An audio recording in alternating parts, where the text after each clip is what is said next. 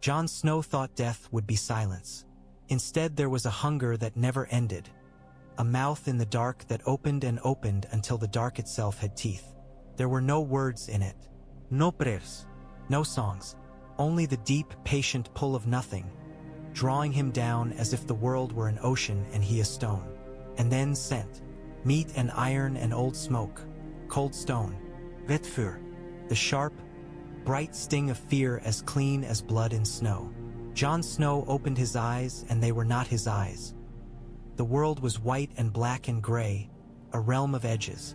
He saw the torchlight as a smear of trembling gold. He heard the castle as a great animal heard it. Boots on wood, breath in throats, the faint complaint of rope against beam. Every sound had weight. Every smell was a story. Ghost's paws were on packed snow that had been trampled to mud and frozen again. Ghost's chest rose and fell, and each breath came out steaming. The door in front of Ghost was barred, and the gap beneath it carried a ribbon of sense that made Ghost's hackles lift. Men, many men. Fear, thick as rancid fat. The strange sharpness of the red woman, like pepper and ash, and beneath it all, faint and sour, the smell of Jon Snow's own blood. Ghost whined, not like a dog, like a creature that had never learned to beg, only to demand. On the other side of the door, a man said, "Easy," and Jon Snow knew the voice even through the wolf's skull. Davos Seaworth, hoarse with cold and something worse. Another voice, thin as a blade. "The beast knows." Edison Tollet sounded like a man reading a gravestone in his own voice, as if the words were happening to him without his consent. "He knows what's in there. He knows it's wrong." There was a scrape of wood. A bar lifted. The door opened with a groan of iron and swollen timber. Ghost flowed inside like a shadow with teeth. The ice cell was colder than the yard. Cold lived there, pressed into the stones until the stones themselves seemed to breathe it. Torches guttered in sconces, their flames bending away from the center of the room as if afraid. And in the center lay Jon Snow. Not Jon Snow, not truly. A body, pale as saltfish flesh, lips bruised to purple. The dark hair clotted where it had dried against his forehead. His throat had been washed but not clean enough. The memory of knives still lived in the skin. The sight hit Ghost like a blow.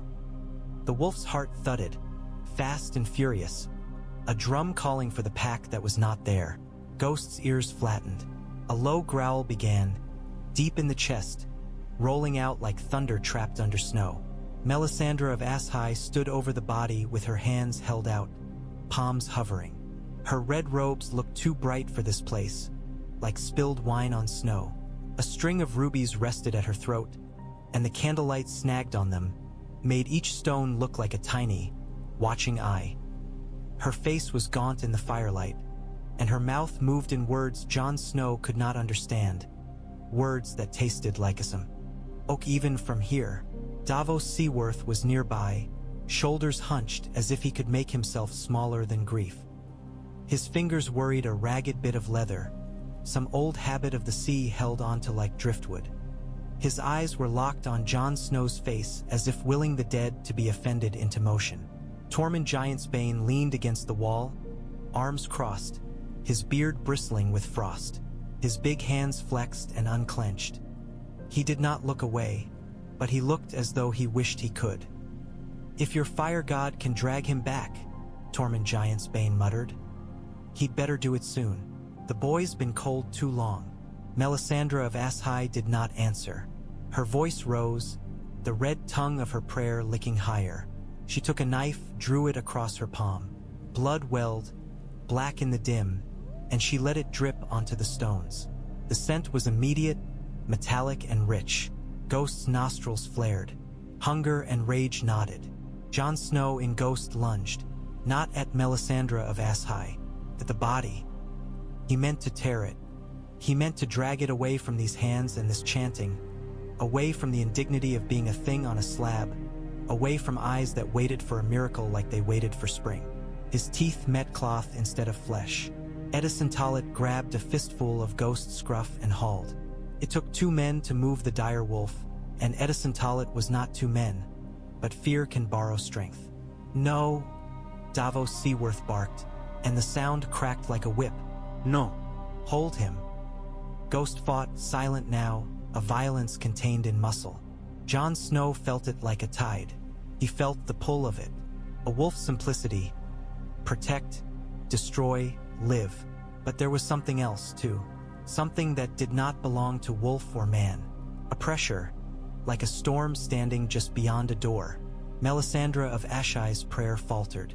She stared at Jon Snow's face, and for a heartbeat her eyes widened. Not with faith but with terror, as if she had expected emptiness and found something watching back. "Lord of Light," she whispered, and the words were no longer ritual. They were plea. "Show me."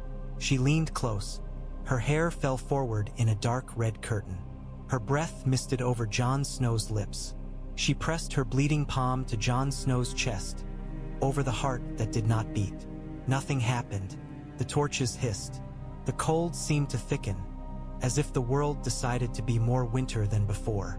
Davos Seaworth made a sound low in his throat, like a man swallowing a shout.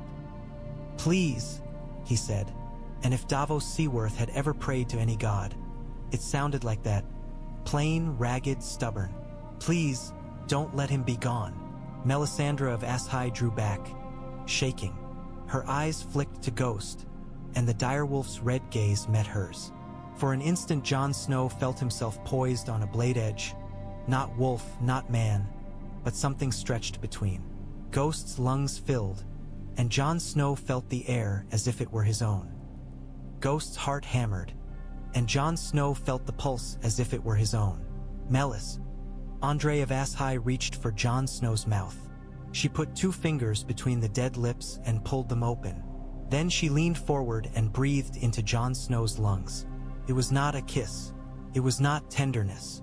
It was a theft and a gift both. Warmth forced into cold flesh. Smoke pushed into a chimney clogged with ice. Her breath smelled of cinnamon and ashes.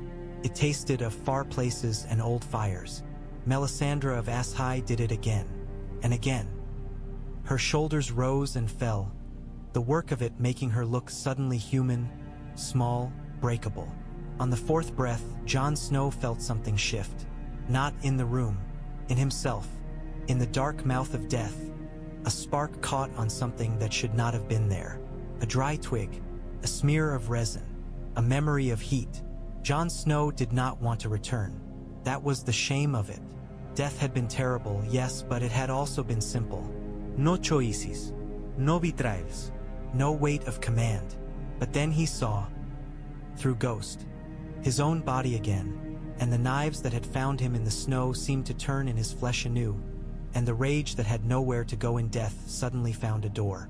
The door was his own ribs. The spark became a flame. Ghost's growl rose, and became a howl that did not sound like a wolf at all. It sounded like a horn blown in a blizzard. Jon Snow's dead chest, Jon Snow's chest, jerked. Melisandre of Ashai recoiled as if struck. Davos Seaworth stumbled forward, hands out, not daring to touch. Tormund Giantsbane's curse died on his tongue. Jon Snow's eyes, pale and unfocused, snapped open, and somewhere far beneath the world, in a place that was all heat and stone, something ancient turned in its sleep and remembered the taste of fire. Air stabbed into Jon Snow's lungs like a knife that had forgotten it was meant to kill. He coughed, and something dark came up, old blood, cold as rust, mixed with the bitter taste of smoke that had no business being inside him. His ribs ached as if someone had tried to pry them apart. His skin felt too tight for his bones. He tried to sit and found that even that small act required a war. Hands grabbed him. Davos Seaworth, rough and warm. Edison Tollett, careful as a man handling a lit fuse. Someone shouted. Someone laughed, high and shocked, then broke into a sob. Torches flared and wavered, and the light made the world swim. Jon Snow's gaze found Melisandre of Ashai. She had sunk to her knees, red skirts pooling around her like a wound. Sweat shone on her brow despite the cold. She looked at him as if she had hauled a corpse out of the sea and it had opened its eyes and spoken her name. "Jon Snow," Davos Seaworth said, and there was something close to joy in it and something like terror. "Can you hear me?" Jon Snow tried to answer. His tongue felt thick, too large. The first sound that came out was a rasp. His throat burned. He remembered hands in his collar. He remembered the sharp, intimate kiss of steel. He remembered falling, the snow swallowing him, and above him faces, familiar faces, turned strange with hatred and fear. He remembered the boy with the wide eyes. He remembered the man with the hard mouth. He remembered the words he had been trying to say. Traitor. His fingers clenched on the blanket. The wool scratched his skin. "Where?" he managed, and then coughed until his eyes watered. "In the hall," Edison Tollett said, voice trembling with the effort of being ordinary. They had carried him up from the ice cell to the great hall, laid him on a table normally used for meals, as if they could trick death into thinking this was all mundane. "By the fire. You're..." Edison Tollett's eyes darted away. "You're back." Jon Snow turned his head. Ghost stood near the hearth, shoulder-high to men, his white coat catching the firelight. The direwolf's ears were pricked, his red eyes fixed on Jon Snow's face with an intensity that made Jon Snow's skin prickle. Ghost made a sound low in his throat, not a growl, not a whine. Something that belonged to a creature who had found his pack again. Jon Snow's own heart beat in his chest, and the sensation was so strange it might as well have been someone else's. Each thump felt borrowed. Melisandre of Asshai rose, unsteady. Her bleeding palm had been bound with a strip of cloth, already soaked through. "He is returned," she said to no one and everyone. "The Lord of Light." Davos Seaworth's head snapped toward her, anger flashing so quickly it looked like pain. "Don't," Davos Seaworth said. "Don't start that. Not now. Not." His voice broke, and he swallowed it down. "He's a man. He's Jon Snow." Melisandre of Asshai flinched as if struck by the name. "He is what was asked for," she said, and the certainty she had tried to summon earlier now sounded like an accusation against the world. "I did not know if it would work. I did not know if I deserved to." "Deserve?" Tormund Giantsbane barked a short laugh that held no humor. "No one deserves anything. We take what we can from the gods and hope they don't take more back." Jon Snow pushed himself up on his elbows. The motion pulled at the wounds beneath the blanket, and pain flared, bright and honest. The ache grounded him. Pain meant flesh. Flesh meant breath. Breath meant time. He looked down and saw the bandages, thick, wrapped around his chest and belly. Dark stains seeped through. The sight made his stomach turn. He had seen men die. He had seen himself die. Seeing the evidence of it on his own body felt like reading a letter meant for someone else, only to find his own name written in the blood. "What happened?" Jon Snow asked. The words tasted wrong. Edison Tollett's mouth twitched. "You got stabbed," Edison Tollett said, as if reciting the weather. Jon Snow's memory sharpened into a blade. "Why?" Jon Snow asked, though he already knew. Silence came down on the hall like snow from a heavy sky. Davos Seaworth leaned in. "They thought you were giving the wall to the wildlings," Davos Seaworth said, voice tight. "They thought you were breaking your vows. They thought you were..." Davos Seaworth glanced toward the doors, toward the shadows. "They were afraid." Jon Snow's hands curled into fists. Anger rose, then stopped, caught on something colder. He had died for men who did not understand what was coming. He had died for vows meant to protect a realm that could not be bothered to believe in its own peril. He should have been empty. Instead, he was full of a strange, heavy heat that sat behind his ribs. Not rage alone, something else. A pressure, like a great wing stirring somewhere in his blood. "I saw..." Jon Snow began and stopped. What had he seen? Darkness. Snow. A vast shadow overhead that did not belong to cloud or bird. The taste of ash on his tongue in the middle of winter. A roar that was not a sound but a memory of something the world had once feared. He shut his eyes, and for an instant he was not in the hall. He was somewhere else, somewhere hot. Stone under his hands, stone that vibrated with a sleeping heartbeat. Smoke curling through a crack like a cautious finger. Jon Snow's eyes snapped open again. Melisandre of Asshai was watching him with a hunger that made Jon Snow want to recoil. "You see it," Melisandre of Asshai whispered. "In the flames, in the darkness between. You see the war." "I see nothing," Jon Snow lied, because whatever he had seen did not feel like hers to name. Ghost padded closer. The direwolf's nose brushed Jon Snow's fingers, warm and damp. Jon Snow swallowed against the ache in his throat and let his hand rest against Ghost's fur. It was solid, real. The world, for all its treachery, still had weight. Outside, the wind moaned against the wall, and the sound was too much like a voice. Davos Seaworth straightened, as if hearing something else beneath it. "We can't keep you here," Davos Seaworth said quietly. "Not like this. The men who did it, some fled, some were taken. But the fear is still here. And beyond the wall." Davos Seaworth hesitated. "The dead don't care about our oaths, Jon Snow." Jon Snow's jaw clenched at the sound of his name again, like a nail being driven into wood. He looked toward the high windows. The night beyond them was a sheet of black. Snow swirled, caught in torchlight like pale ash. Somewhere out there, in the dark, things moved that did not breathe. Jon Snow swung his legs off the table. Edison Tollet started forward. "Careful," Edison Tollet said, as if caution could hold back destiny. Jon Snow stood anyway. His knees threatened to fold. He gripped the edge of the table until the shaking stopped. "I died," Jon Snow said. It was not a question. No one answered. No one needed to. Jon Snow looked at each of them. Davos Seaworth with his weathered face and stubborn eyes. Tormund Giantsbane with his giant's grin gone thin. Edison Tollet trying to be a joke to keep from being afraid. Melisandre of Asshai with her red certainty and her trembling hands.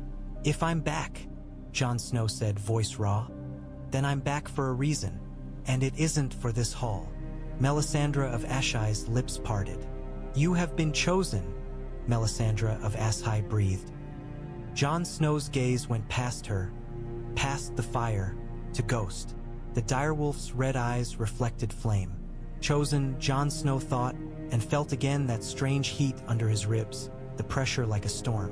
Outside, a raven screamed in the dark, and the sound carried through the stone as if the castle itself had flinched. By morning, if a gray smear beyond the frost-thick windows could be called morning, Jon Snow had learned the shape of his own weakness. Each step was a decision. Each breath rasped as if his lungs remembered being filled with smoke instead of air. The wounds pulled when he moved, and beneath the pain there was a numbness like the bite of winter. His body was a map of what had been done to him, and the map was not finished. Still, Jon Snow climbed. The Raven Tower stairs were narrow, worn smooth by centuries of boots and the weight of duty. Edison Tollet carried a lantern ahead, its flame making the shadows jump like startled animals. Davos Seaworth followed behind Jon Snow, as if the Onion Knight could hold him upright with sheer will. Ghost padded silently at Jon Snow's side, brushing the stone with fur and muscle. At the top, the air smelled of old paper and dust and feathers. Ravens muttered in their cages, voices like gossip in the dark. Samwell Tarly sat at a table that had once been meant for a maester's careful work. Now it was buried under ledgers, maps, and scrolls that had been forgotten until necessity dug them up like bones. Samwell Tarly looked up when Jon Snow entered. His face was paler than usual, his cheeks hollowed by sleeplessness. His eyes were bright, feverish, not with illness but with urgency. "Jon Snow," Samwell Tarly said, and the relief in his voice was so naked it made Jon Snow's throat tighten. Samwell Tarly stood too quickly and nearly knocked over a stack of books. He caught them, fumbling. I didn't..." Samwell Tarly swallowed hard. "I didn't think it would work. I hoped, but I didn't think." Jon Snow nodded once. He did not trust his voice. Davos Seaworth cleared his throat. "Samwell Tarly's been digging through the old records," Davos Seaworth said. "Says he found something worth freezing our fingers for." Samwell Tarly's hands were ink-stained, the black smeared into the creases as if the words had tried to crawl into him. He gestured to a parchment unrolled across the table. The edges were cracked, the ink faded, but the drawing was clear enough. Dragonstone, sketched as a claw of rock, its smoking peak marked with jagged lines. Beside it, in a different hand, was a symbol, a dragon, drawn not as a creature of beauty but as a weapon. Wings spread, mouth open, the line of its spine heavy as a sword. Jon Snow's skin prickled. The parchment smelled faintly of smoke, though it had been cold for years. "What is it?" Jon Snow asked. Samwell Tarly licked his lips. "It's a record," Samwell Tarly said, voice low. "From arranging, no, not arranging. From a mission, I suppose. A Night's Watchman sent south during the reign of King Jaehaerys Targaryen. He was meant to petition for support. He wrote about what he saw. Most of it's about court and food, and how warm the south is." Samwell Tarly's mouth twisted. "But there's this." A note he added later, after he visited Dragonstone. Edison Talit lean. "D closer," lantern held high. "Dragonstone," Edison Talit murmured. "That's where the dragon people brooded over their rocks, isn't it?" Samwell Tarly nodded. "Yes, it was the Targaryen seat before they conquered the realm. And it's full of tunnels, volcanic caves, places the island breathes from." Jon Snow stared at the symbol. The dragons inked. I seemed to watch him back. Samwell Tarly took a breath as if preparing to dive. "He wrote that he heard stories from the island folk," Samwell Tarly said. "They spoke of the Black Dread, Balerion the Black Dread." Davos Seaworth made a sound of skepticism. "Balerion's been dead for centuries." "I know what the histories say," Samwell Tarly insisted quickly. "I know, but the histories aren't always complete. The Night's Watchman wrote that the island folk believed the Black Dread went into the Smoking Mountain to die and never came out. But he also wrote—" Samwell Tarly's finger shook as he traced a line of cramped script in the margin. "There is heat in the depths that does not fade. They say the great shadow still stirs when the island quakes. They say the last ember of the Black Dread is hidden under stone, waiting for a world that needs it." Jon Snow's mouth went dry. Under stone, Jon Snow thought. Heat in the depths. A great shadow. The memory returned unbidden. The strange place in his mind where stone had vibrated as if it breathed. Smoke curling through a crack. A pressure in his blood like a storm folding its wings. Melisandre of Ashai's voice slid into his thoughts like a knife into cloth. "You see it." Jon Snow forced himself to look away from the parchment. "Even if it's true," Jon Snow said, "what does it matter? The dragons are gone." Samwell Tarly's gaze held his. "Are they?" Samwell Tarly whispered. "Jon Snow, I've been reading everything I can find. Old letters, accounts. Some of them mention strange things on Dragonstone. Caves sealed, doors carved with Valyrian symbols. And there's something else." Samwell Tarly reached under a stack and pulled out a ledger, its leather cover cracked. A list of shipments, dragonglass, not just from the island to the mainland. To the island, food, livestock, salt, hay. A ridiculous amount of salt. Samwell Tarly swallowed. "It stops eventually, but it suggests someone was feeding something, or preserving something." Davos Seaworth rubbed his jaw. "Or some lord was hoarding like lords do." "Maybe," Samwell Tarly said, but his voice did not believe it. "But there's more." The Night's Watchman wrote again later, after he returned north. He wrote of strange dreams, of wings blotting out stars, of a sound like mountains breaking. He wrote it in the same hand as someone who is afraid of his own mind. Jon Snow's breath caught. "Dreams," Jon Snow said, and heard the echo of his own words in the ice cell. "I saw." Samwell Tarly nodded as if he had been waiting for that admission. "You've had them," Samwell Tarly said. "Haven't yo? Ooh? Since you came back." Jon Snow did not answer. His silence was an answer. Edison Talit shifted, uncomfortable. "If there's a dragon asleep under the island," Edison Talit said slowly, "it's a bit south for our problems, isn't it?" No, Jon Snow said before he could think better of it. The word came out hard. He saw them all look at him. It isn't. Davos Seaworth's eyes narrowed. What are you thinking, Jon Snow? Jon Snow stared at the map of Dragonstone. He pictured the wall, vast and pale, and beyond it the endless night creeping closer with every corpse it gathered. He pictured men arguing over vows and titles while the dead assembled like winter itself learning to march. Then he pictured fire. Fire so old it had a name that still made lords uneasy centuries after its supposed death. I'm thinking, Jon Snow said, voice rough, that we need something the dead can't ignore. Something that makes every man in the realm look north whether he wants to or not. Samwell Tarly's eyes shone with a frightened hope. Davos Seaworth exhaled slowly, as if tasting the idea and finding it dangerous.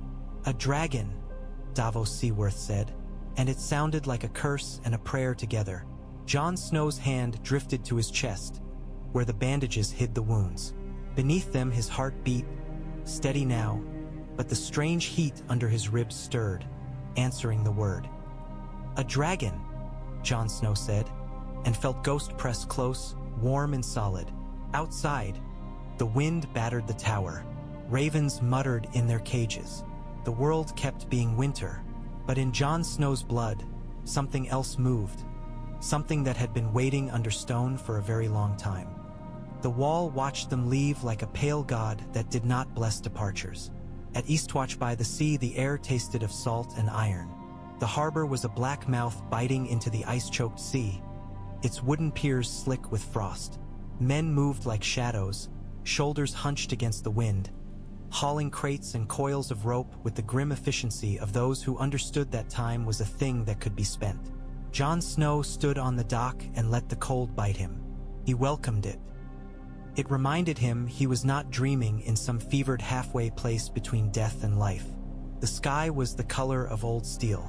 Sea spray drifted in, fine and sharp, and froze on beards and brows. Davos Seaworth supervised the loading with the air of a man back where he belonged. The ship they had secured was small but sturdy, a trader's vessel pressed into service with coin and promises. Its hull creaked as it shifted against the pier, impatient to be away from the wall's shadow. Davos Seaworth argued with the captain in low tones, his hands moving like a man tying knots even when there was nothing to tie. Tormund Giantsbane watched the preparations with narrowed eyes, his huge frame wrapped in furs that made him look like a bear who had learned to stand upright. Wildling men clustered behind him, faces hard. They did not like the sea. They did not like leaving the north, but they liked the dead less. You're going south, Tormund Giantsbane said, as if the words were a strange animal he did not trust. All this to chase a story, a dragon story. It's not only a story, Jon Snow said. Tormund Giantsbane snorted. Everything is a story. The question is who gets eaten while the men telling it argue about the ending. Jon Snow glanced toward the wall, towering behind Eastwatch like a cliff made of winter itself. A line of black dots moved along its top, men on the parapet watching. Jon Snow could not tell if their gaze was curiosity or suspicion. He did not know which would be worse. I won't be gone long, Jon Snow said. He did not know if he was lying. Tormund Giantsbane's gaze slid to Ghost. The direwolf stood at Jon Snow's heel, white against the dark wood, red eyes calm. If the dead come while you're away, Tormund Giantsbane said, I'll smash them, and I'll tell them you died twice because you were too stubborn to stay dead the first time. Jon Snow's mouth twitched, almost a smile, felt unfamiliar on his face. Thank you, Jon Snow said, and meant it.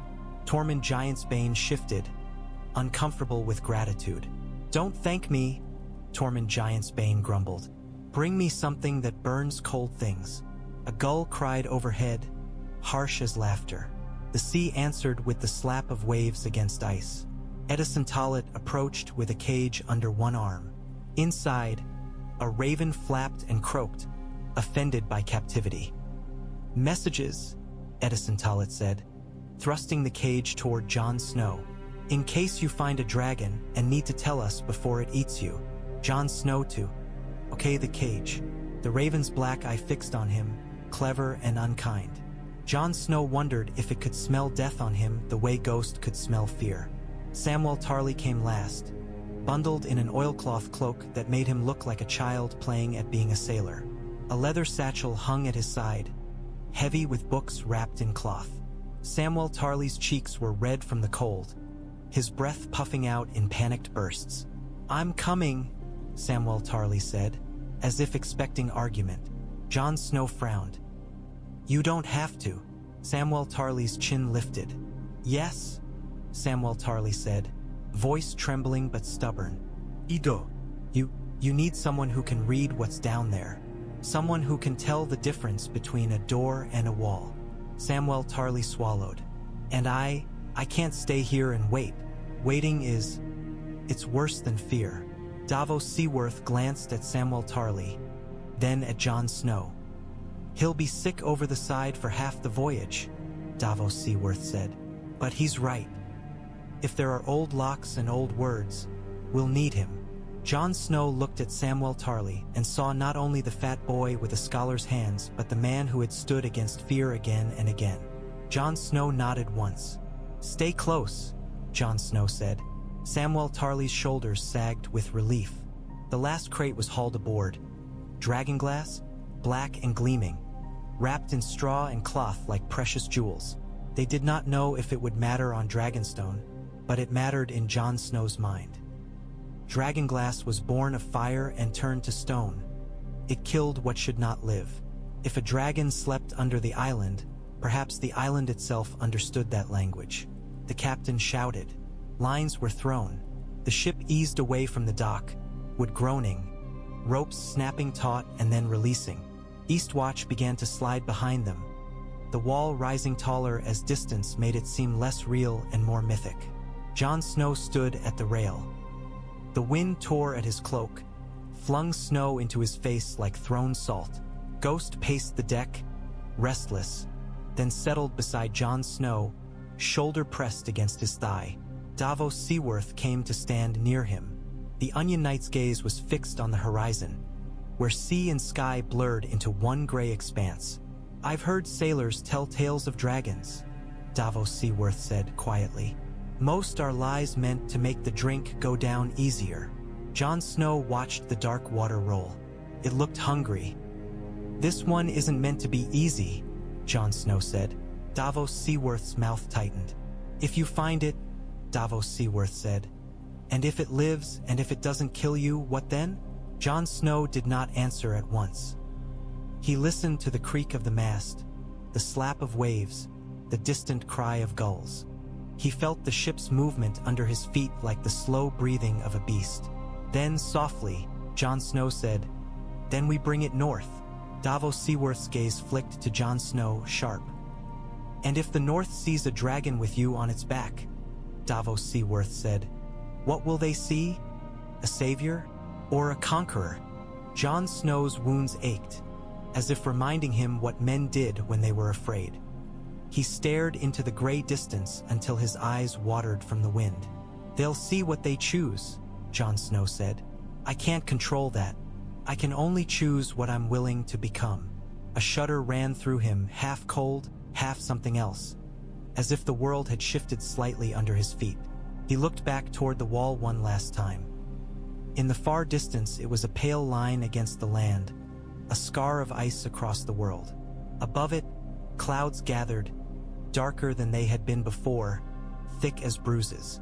Jon Snow did not know if he was imagining it, but for a heartbeat the clouds seemed to move with purpose, sliding east to west as if searching.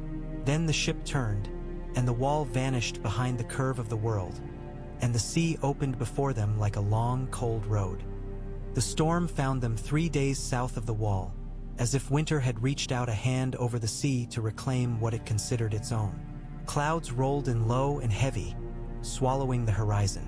The wind rose with a suddenness that made the sails snap like whips. The sea went from sullen to furious in the space of a breath, its dark back hunching into waves that slammed the hull with a violence that made the planks shudder. Samwell Tarly had been sick since the first day, and now he clung to a post with both arms, face gray, eyes squeezed shut as if the world might right itself if he refused to see it. "I hate the sea," Samwell Tarly moaned, and the words were carried away by the wind. Davos Seaworth moved like a man born to this chaos. He shouted orders to the crew, his voice cutting through the roar. Men scrambled, hauling ropes, reefing sail, fingers numb and bleeding from cold and friction. Lanterns swung wildly, their light smearing across wet wood. Jon Snow gripped the rigging. The rope burned his palms through his gloves. The ship pitched, dropped, rose again. His stomach lurched, but it was not sickness that unsettled him. It was something deeper, a feeling that the storm was not merely weather. Lightning tore the sky open, bright enough to show every drop of spray hanging in the air like shards of glass. For an instant, Jon Snow saw the faces of the crew. Strained, wet, their mouths open in shouts he could not hear over the thunder. Then darkness swallowed them again. Ghost paced the deck, claws scraping, body low. The direwolf did not like being trapped on wood that moved under him. His ears were pinned back. He growled at the sea as if the water itself were an enemy that could be bitten.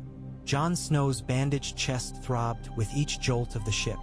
He tasted blood where he had bitten his tongue.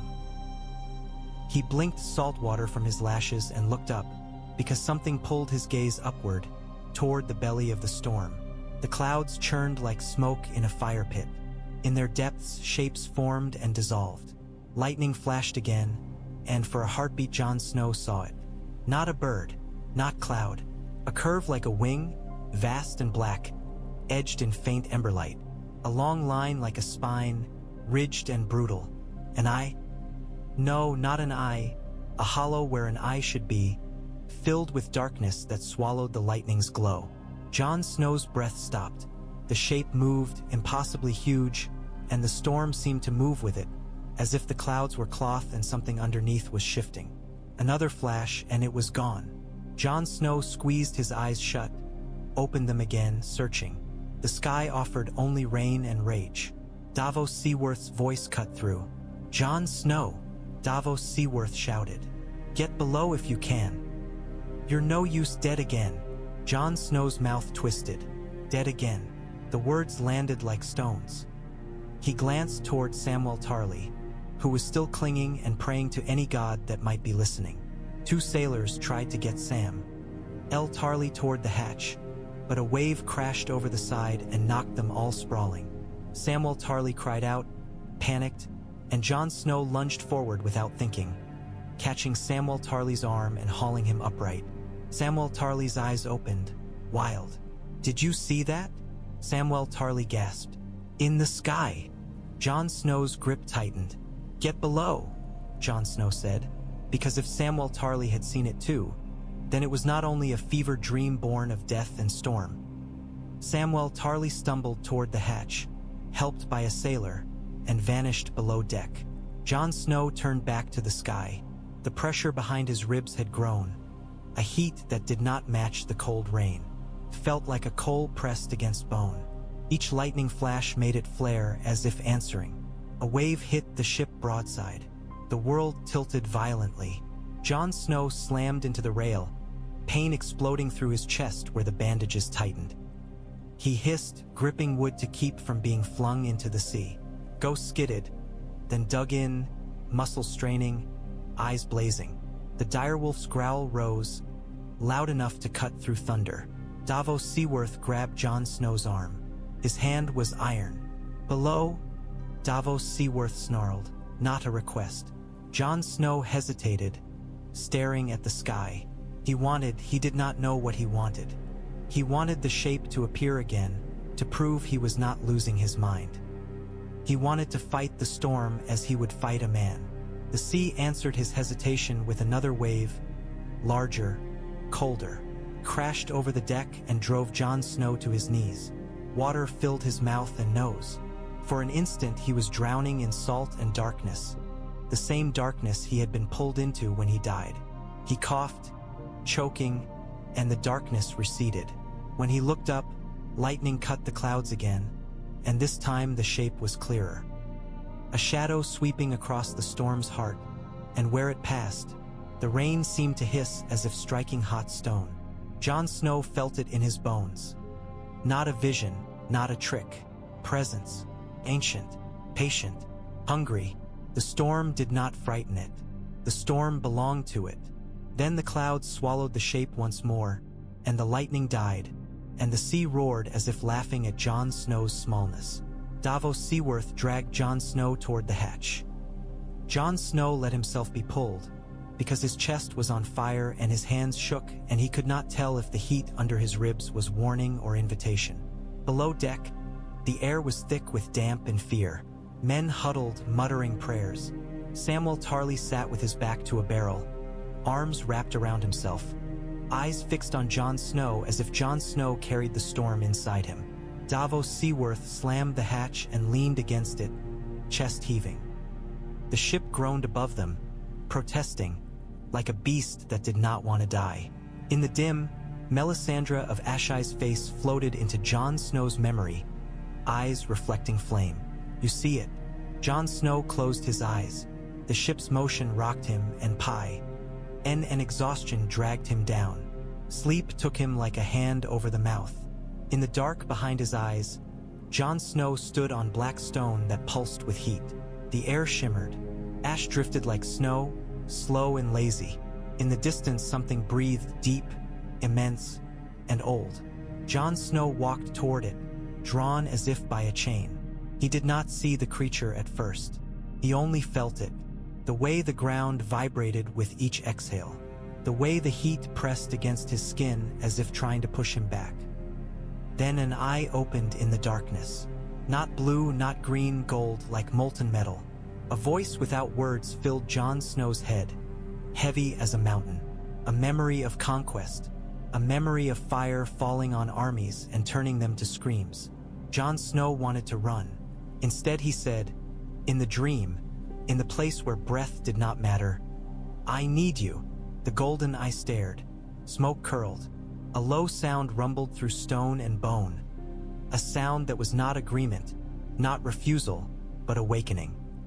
Jon Snow woke with the taste of ash on his tongue and the ship still fighting the sea, and he knew, with a certainty that made his hands go cold, that Dragonstone was not simply a destination. It was a door.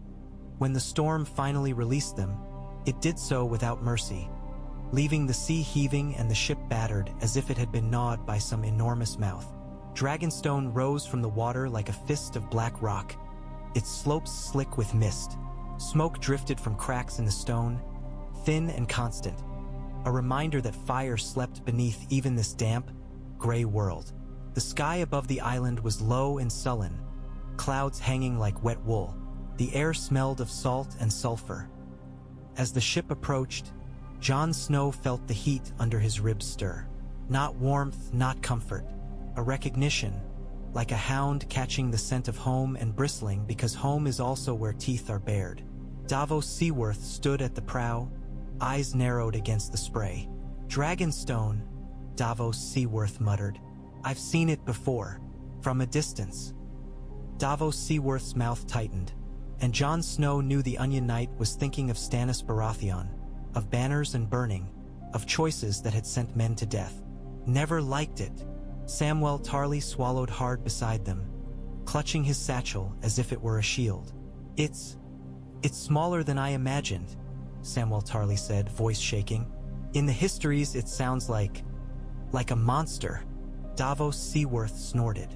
Give it time, Davos Seaworth said. Monsters are patient. They anchored in a narrow bay. A rough pier jutted out, wet and black. There were no welcoming banners. No guards shouting challenges. Only the sound of waves and the distant, low sigh of the island itself. They disembarked into mist. The beach was black sand and broken stone, cold underfoot. The wind off the sea tugged at cloaks and made the torches they carried flare and sputter. The path up to the fortress was a long stairway cut into the rock, steep and narrow. Gargoyles shaped like dragons clung to the walls, their stone mouths open as if caught mid-roar. Some had been worn smooth by weather. Others remained sharp enough to look like they might bite. Jon Snow climbed slowly, his body still not fully his. Each step pulled at his wounds. The heat beneath his ribs grew stronger the higher he went, as if the island were drawing him in. Ghost climbed beside him, silent, ears forward, nose tasting the air. The direwolf's fur dampened with mist, but his eyes burned red, alert. At the top, Dragonstone's gate yawned, a mouth of stone framed by dragon jaws. The courtyard beyond was empty, littered with damp leaves and ash that had settled like gray snow. Rain had left dark streaks on the walls. The fortress felt abandoned, but not dead. There was a difference. Dead places were silent. This place murmured, faintly, with the sound of stone cooling and reheating in the belly of the island. Samwell Tarly shivered. "Where is everyone?" Samwell Tarly whispered. "Gone," Davos Seaworth said. "Or hiding." Davos Seaworth's gaze swept the walls, the windows, the archways. "People don't stay on Dragonstone unless they have to." Jon Snow stepped forward. His boots splashed in a puddle that smelled faintly of sulfur. He looked at the carved dragons on the battlements, at the twisted stonework that made the fortress look less built than grown. It was a place shaped by men who had wanted their home to look like power. He thought of Winterfell, solid and honest in its stone. He thought of the wall, ice and duty. Dragonstone was something else entirely. A promise that the world could be bent by flame. Davos Seaworth found the doors to the Great Hall, pushed them open with a grunt. Inside, shadows layered on shadows. The air was stale, carrying the smell of old smoke and damp. The long table was bare. Cobwebs clung to corners like thin lace. A few broken chairs lay on their sides, as if someone had left in haste. Jon Snow's footsteps echoed. Somewhere deeper in the fortress, a low rumble sounded. So faint Jon Snow might have imagined it, except Ghost stopped and lifted his head, ears pricked. Samwell Tarly looked at Jon Snow, eyes wide. "Did you?" "Yes," Jon Snow said, though he did not know what he had heard. They moved through Dragonstone like intruders in a sleeping beast. Corridors twisted, stairs spiraled. The stone under their hands was warm in places, cold in others, as if heat traveled through hidden veins. Carvings of dragons lined the walls, some elegant, some savage, all watching. Their eyes were pits of shadow. In one chamber they found a hearth blackened with old soot and a scattering of bones that might have been from a goat or something larger. In another they found a tapestry half-rotted, its threads showing the faint outline of a three-headed dragon. In a third, a door sealed with iron bands and marked with a symbol Samwell Tarly traced with trembling fingers. "Balerion," Samwell Tarly whispered. Not the letters exactly, but the shape of them." Davos Seaworth peered. "What does it say?" Samwell Tarly's brow furrowed. It's hard." Samwell Tarly swallowed. "It might be beneath, or below, or..." Samwell Tarly's voice dropped. "Or, do not wake." Jon Snow stared at the door. The heat beneath his ribs flared, sudden and fierce, like a coal kicked into flame. Ghost growled softly, the sound vibrating in his chest. Jon Snow reached out and put his palm against the iron band. It was warm, not warmed by fire in a hearth. Warmed from the other side, as if something beyond the door breathed heat against it. A memory flashed through Jon Snow, the golden eye in darkness, opening. Davos Seaworth's voice was cautious. "Jon Snow," Davos Seaworth said. "Maybe we should." Jon Snow pressed harder, and the warmth seemed to press back. He did not know if he was being invited or warned. He only knew that beyond this door there was something ancient enough to have been forgotten, and powerful enough to have been hidden. And if the dead were coming with winter in their bones, then the living would need every forgotten power they could claw back from the past. Jon Snow's fingers curled round the cold edge of the iron band. "Open it," Jon Snow said, and his voice sounded like a man giving an order to a storm. The door did not open like a door. It resisted like a choice. Iron bands creaked as Davos Seaworth and two sailors put their weight into it. The hinges groaned as if waking from centuries of sleep. Dust fell in a slow spill. The smell that seeped out was not the smell of rot or damp. It was the smell of hot stone and old smoke, a scent that made Jon Snow's skin prickle and his mouth go dry. Beyond the door was a narrow passage descending into darkness. "Of course it goes down," Edison Tollet would have said.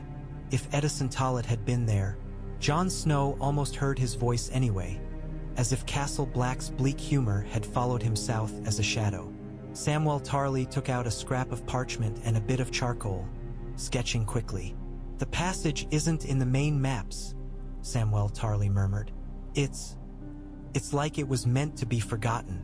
Davos Seaworth held a torch high, lighting the first steps. The stone stair spiraled downward, damp at first and then oddly dry, as if the deeper air drank moisture. The walls were black rock, rough and pitted. In places they gleamed with a glassy sheen, as if the stone had once been melted and then cooled. Jon Snow followed, Ghost at his side. The direwolf's paws made almost no sound. The silence down here was different from the silence of snow. It had weight, pressed against ears and skin. Felt like standing inside a held breath. As they descended, the air warmed. Not enough to be comfortable, but enough to be wrong. Jon Snow's breath stopped steaming. Sweat prickled under his furs. The heat beneath his ribs intensified until it felt like a living thing, shifting and stretching as if trying to make space. Samwell Tarly pointed at markings carved into the rock. "Here," Samwell Tarly whispered. The charcoal in Samwell Tarly's fingers trembled. These are old. Valyrian, I think. Or made by someone who knew Valyrian. The glyphs were cut deep, grooves filled with soot and mineral. Jon Snow did not know letters, not truly, not in the way Samwell Tarly did, but these symbols felt familiar anyway. They looked like claws, like wings, like fire made into shape. Davos Seaworth frowned. "Can you read them?" Samwell Tarly swallowed. "Some," Samwell Tarly said. Not enough." Samwell Tarly traced one symbol carefully, as if touching it might burn. "This one means sleep. And this could mean bind or seal." Jon Snow's pulse quickened. "So it's true," Jon Snow said, voice low. "They sealed something down here." Davos Seaworth's jaw tightened. "Or sealed something out," Davos Seaworth said. "There's a difference." The passage opened into a wider tunnel. The ceiling rose.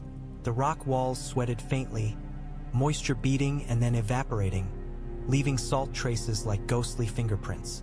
Steam drifted from cracks in the floor. The smell of sulfur sharpened, biting. Far ahead, a reddish glow pulsed, faint as a heartbeat seen through cloth. Samwell Tarly's breathing quickened. "That glow," Samwell Tarly said, voice almost reverent. "Lava. There are veins of it under the island. That's why the stone is warm." Jon Snow stared at the glow. It was not bright, but it seemed to tug at his gaze like a hook.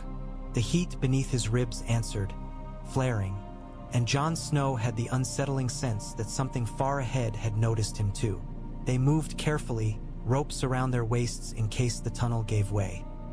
The sailors muttered prayers under their breath, not to the seven but to whatever gods seamen trusted, wind and luck and the deep. Ghost's ears flicked. The direwolf paused, sniffing. His hackles rose. Jon Snow stopped as well. "What is it?" Jon Snow whispered, though he did not know if Ghost could answer. The air shifted. Not a breeze, not a draft. Something like a slow exhale. The glow ahead brightened for a heartbeat, then dimmed again, like a living thing's breath. Samwell Tarly made a small, frightened sound. "Jon Snow," Samwell Tarly whispered, "do you hear that?" At first Jon Snow thought Samwell Tarly meant the distant rumble of the island's heart. But then he listened harder, past the sound of their own footsteps, past the hiss of steam. There was another sound, a deep, slow creak, like leather stretching. Jon Snow's skin went cold despite the heat. The sound was too large to belong to any cave animal. It was not the scurry of rats or the drip of water. It was the sound of something enormous shifting against stone. Davos Seaworth's torch hand trembled. "7 hells," Davos Seaworth muttered, though Davos Seaworth did not pray to the 7. Samwell Tarly's eyes were huge in the torchlight. "It's..." Samwell Tarly swallowed. "It's like a bellows." Jon Snow's mind flashed back to the dream. Stone pulsing with heat, ash drifting, the golden eye opening. He remembered the feeling of being watched by something that had conquered worlds. He tightened his grip on his sword.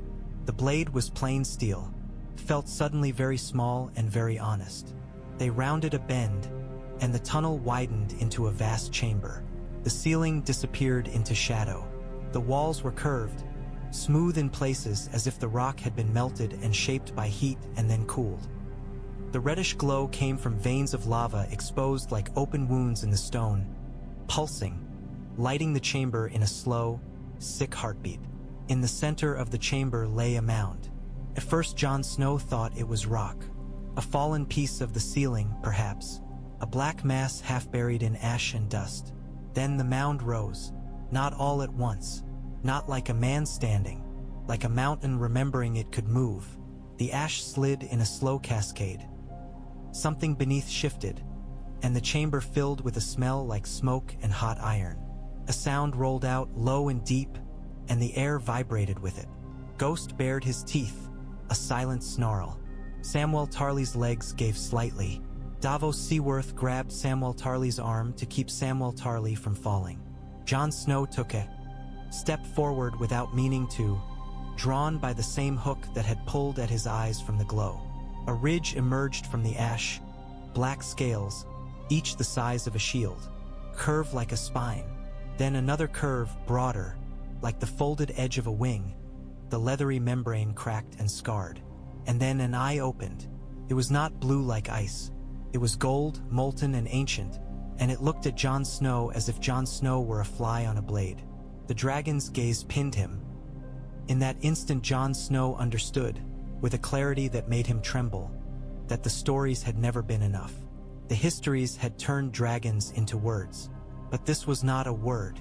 This was a god that had once agreed to be ridden. A thin wisp of smoke curled from the dragon's nostrils. Lazy, almost curious. Samwell Tarly whispered, barely audible, "Balerion the Black Dread." The name filled the chamber like incense, like a dare. The dragon's golden eye did not blink. Jon Snow's heart hammered. The heat beneath his ribs surged until it felt like fire trying to break through bone. And in the dragon's gaze there was no welcome, only judgment. Jon Snow did not know what to do with his hands. His sword felt foolish. His body felt smaller than it had ever felt. The chamber was a cathedral, and Balerion the Black Dread was its altar, its god, its oldest sin made flesh. The dragon's eye studied Jon Snow. There was intelligence there, old and heavy. Not the cleverness of a man. Something different. Something that had watched cities burn and found the sight unremarkable. Balerion the Black Dread inhaled. The sound drew the air in with a slow power that made the torches flutter. The heat in the chamber shifted, pressed outward, as if the dragon's breath moved the world. Davos Seaworth's grip tightened on Samwell Tarly's arm. "Jon Snow," Davos Seaworth whispered, voice strained. "We should go." Samwell Tarly did not speak. Tears shone on Samwell Tarly's cheeks, not from sadness but from the sting of heat and awe. Samwell Tarly's lips moved soundlessly, perhaps naming every god Samwell Tarly had ever learned. Jon Snow's feet did not obey Davos Seaworth's warning. He took a step forward. Ghost moved with him, body tense, hackles raised. The direwolf's growl vibrated, and Balerion the Black Dread's eye flicked to Ghost, amused or irritated. It was impossible to tell. The dragon's nostrils flared, and smoke curled. The smell of Ghost hit the air, wolf and cold and wild. Jon Snow felt Ghost's fury like a living cord between them. Balerion the Black Dread shifted. A foreleg unfolded from ash, talons scraping stone with a sound like knives on bone. The dragon was not fully rising, not yet, but the gesture was enough to make the chamber tremble, dust falling from the ceiling in a soft rain. Jon Snow's heart stuttered. He remembered the dream, the golden eye, the wordless voice in his skull like a mountain speaking. He remembered dying in the snow, remembered waking gasping, pulled back by a red woman's breath and a smuggler's prayer and a direwolf's howl.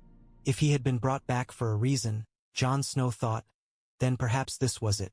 To stand before fire older than any crown and ask it to burn the darkness. He lowered his sword. The blade slid back into its sheath with a soft scrape that sounded loud in the vast chamber. Davos Seaworth made a choked sound. Jon Snow. Jon Snow lifted a hand, palm open, empty. He walked closer, slowly, as he would approach a skittish horse. Only this horse could melt stone and swallow men whole. The heat grew stronger with each step. Jon Snow's face prickled. Sweat ran down his back beneath his furs. The bandages under his tunic tightened as his skin warmed, and pain flared along the line of his wounds. Balerion the Black Dread's eye followed him. The pupil narrowed slightly, the way a cat's eye did in bright light. It was not light that made it narrow. It was focus. Jon Snow stopped a dozen paces away. The dragon's head was still mostly hidden by shadow and ash, but Jon Snow could see the curve of a jaw, the ridge of horn, the jagged line of teeth. Like pale knives glimpsed in darkness. Jon Snow forced his voice to steady. Balerion the Black Dread, Jon Snow said. The name tasted like smoke. The dragon did not move.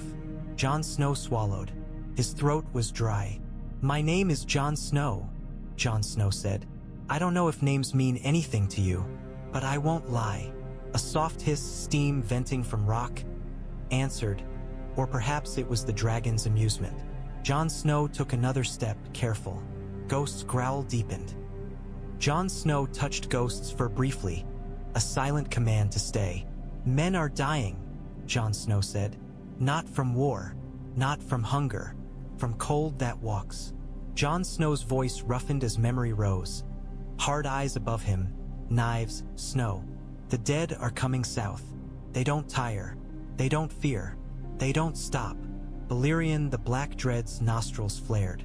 Smoke poured out, curling around Jon Snow like a testing finger. The smoke smelled of old fire and something metallic, like blood on a hot blade. Jon Snow did not step back. He felt the heat under his ribs swell, answering the dragon's breath as if it recognized it. For a heartbeat, Jon Snow's chest felt too tight, as if something inside him wanted to roar back. In the dragon's golden eye, Jon Snow saw his own reflection. A small dark figure wrapped in black, hair damp with sweat, face pale with fear and stubbornness. A man who had been Lord Commander, who had died, who stood now in a dragon's lair asking for the world. I'm not asking for your obedience, Jon Snow said, and surprised himself with the honesty. I'm asking for your fire. Balerion the Black Dread's eyelids slid halfway down. Slow. The gesture was not sleepy. It was a weighing. The dragon's head lifted slightly, and the shadow shifted. More of the face emerged. Black scales dulled by ash, ridges scarred, a long line of old wounds that had healed into twisted white. One horn was chipped. The dragon's mouth was closed, but the seam of it looked like a crack in the earth. Samwell Tarly made a soft sob behind Jon Snow, involuntary. Balerion the Black Dread's gaze flicked past Jon Snow, to Davos Seaworth and Samwell Tarly, and then back. The dragon's attention settled on Jon Snow again, and Jon Snow felt it like weight on his skin. A sound filled Jon Snow's head. Not a word, not a sentence. An impression. Heat and darkness and iron. The taste of fear. The memory of being ridden, of men like ants scrambling over harness straps, of a smaller creature on his back thinking it was in control. Jon Snow's knees threatened to buckle. He steadied himself. He reached out slowly, not to touch yet, but to offer the bare truth of his presence. Ghost's growl stopped abruptly, as if the direwolf too had felt something brush against his mind. A vast presence that did not care about teeth. Balerion the Black Dread exhaled. The breath was warm enough to make Jon Snow's eyes sting. It smelled of smoke and ash and deep earth. The force of it ruffled Jon Snow's hair, fluttered his cloak. And beneath it, in the shifting ash near the dragon's chest, Jon Snow saw movement. The slow rise and fall that meant life. Balerion the Black Dread was not dead. Balerion the Black Dread was not even fully asleep. He had been waiting. Jon Snow stepped forward the last pace and laid his palm against Balerion the Black Dread's scales. They were warm, not the warmth of sun on stone, the warmth of a living furnace banked low. The scale under Jon Snow's hand was rough, ridged like cooled lava. It hummed faintly, vibrating with the dragon's heartbeat. The moment Jon Snow touched him, the heat under Jon Snow's ribs surged violently, and for a heartbeat Jon Snow could not breathe. Not because of fear, but because the air itself seemed to ignite inside him. Images flooded Jon Snow's mind, not in a clear line but in flashes. A city screaming under fire, a field of soldiers turning to smoke, a tall man with silver hair laughing as he rode, black stone towers melting. A woman's voice singing in a language Jon Snow did not know. And through it all, a sense of ownership, not of Jon Snow but of the sky, of the world. Jon Snow staggered but kept his hand on the scale. Balerion the Black Dread's eyelids slid fully open again, golden eye bright. The dragon's head lowered, just slightly, bringing that enormous gaze closer to Jon Snow's face. The air between them shimmered with heat. Jon Snow whispered, because there was nothing else to do in the presence of something so vast. "Help me," Jon Snow said. Balerion the Black Dread's throat rumbled. The sound rolled through the chamber, through stone and bone, and somewhere above them, deep in Dragonstone's belly, the island answered with a slow tremor. Ash lifted in a lazy swirl around Jon Snow's boots. The dragon was waking. It took hours to coax Balerion the Black Dread into motion, and Jon Snow was not sure coaxing was the right word. The dragon did not move because men asked. He moved because he decided the world might be interesting again. They retreated when Balerion the Black Dread began to rise in earnest. Not out of politeness, out of survival. The dragon's body unfolded from ash with a slow violence that made the chamber tremble. His wings shifted, membranes cracking where they had been folded too long. Each movement sent dust cascading, and the heat surged in waves that made breathing difficult. Davos Seaworth pulled Jon Snow back by the arm, face strained. "You've done it," Davos Seaworth rasped. "Now let's live long enough to regret it." Samwell Tarly stumbled, coughing, eyes streaming. The scale patterns," Samwell Tarly gasped between coughs. Even now unable to stop being a scholar. "They're like plates of obsidian. And the scars, he's so old, Jon Snow. Samwell Tarly's voice cracked. "He's real." Jon Snow did not speak. Jon Snow watched Balerion the Black Dread's golden eye, and the dragon watched Jon Snow back, and there was an understanding there that was not comfortable. It felt like standing at the edge of a cliff and realizing the cliff was alive and deciding whether to let you fall. When Balerion the Black Dread's head angled toward the tunnel, Jon Snow felt the pressure under his ribs shift. A clear impulse rose in him, not thought but certainty. Up. They led the way back through the tunnels, torches bobbing. The air grew cooler with each step upward, but the heat did not leave. It followed, rolling behind them like a storm contained in flesh. The rumble of Balerion the Black Dread's movement reverberated through the rock, the sound of talons scraping stone, of an enormous body squeezing through tunnels that had been carved wide enough for it by men who had once been arrogant enough to think they could build a home for fire. At the sealed door, Balerion the Black Dread did not fit. He did not try to. He lowered his head and breathed. Not a full blast. Not the kind of dragonfire that turned armies into ash. A controlled exhale, a ribbon of heat and flame that licked the iron bands. The iron glowed, then softened, then ran like molten tears down the door. The stone around it blackened and cracked. The smell was overwhelming. Hot metal, smoke, the sharp sting of burning. Samwell Tarly cried out and stumbled back, shielding Samwell Tarly's face. Davos Seaworth swore, half in awe, half in fear. "Mother have mercy," Davos Seaworth muttered, and then laughed once, short and sharp, as if the sound might keep Davos Seaworth from screaming. The door sagged. The iron bands snapped with a sound like bones breaking. The stone frame split. The opening widened, not neatly, but like a wound torn open. Balerion the Black Dread pushed forward, and the fortress itself seemed to hold its breath. They emerged into the courtyard of Dragonstone under a sky still thick with cloud. Wind rushed in, carrying damp and sea salt, and it hit Balerion the Black Dread like a challenge. The dragon's nostrils flared. Smoke poured out, dark against the gray. For a heartbeat, Balerion the Black Dread stood half in shadow, half in open air, as if tasting the sky. Then he stepped fully into the courtyard. The stone trembled under his weight. Dust and ash lifted in spirals. Torches flared and nearly went out from the hot wind of the dragon's breath. The carved stone dragons on the battlements looked suddenly small, toys compared to the thing that stood among them. Balerion the Black Dread raised his head and opened his mouth. The roar that came out was not merely sound. It was history, violence, triumph, and hunger poured into the air. The courtyard seemed to shrink. The sky itself felt closer, as if the roar pulled it down. Samwell Tarly dropped to Samwell Tarly's knees, hands over ears, eyes wide with terror and worship. Davos Seaworth stood rigid, staring, face lit by the reflection of fire that had not yet fully gone out in the melted iron. Davos Seaworth looked like a man seeing a storm given flesh. Jon Snow stepped forward. The heat under his ribs burned like a brand now, almost painful. It felt like a rope tugging him toward Balerion the Black Dread, toward that vast back, toward the folded wings like black mountains. "You can't," Davos Seaworth said, voice hoarse. It was not command. It was plea. "Jon Snow, you can't just climb onto it like it's a horse." Jon Snow did not look away from Balerion the Black Dread.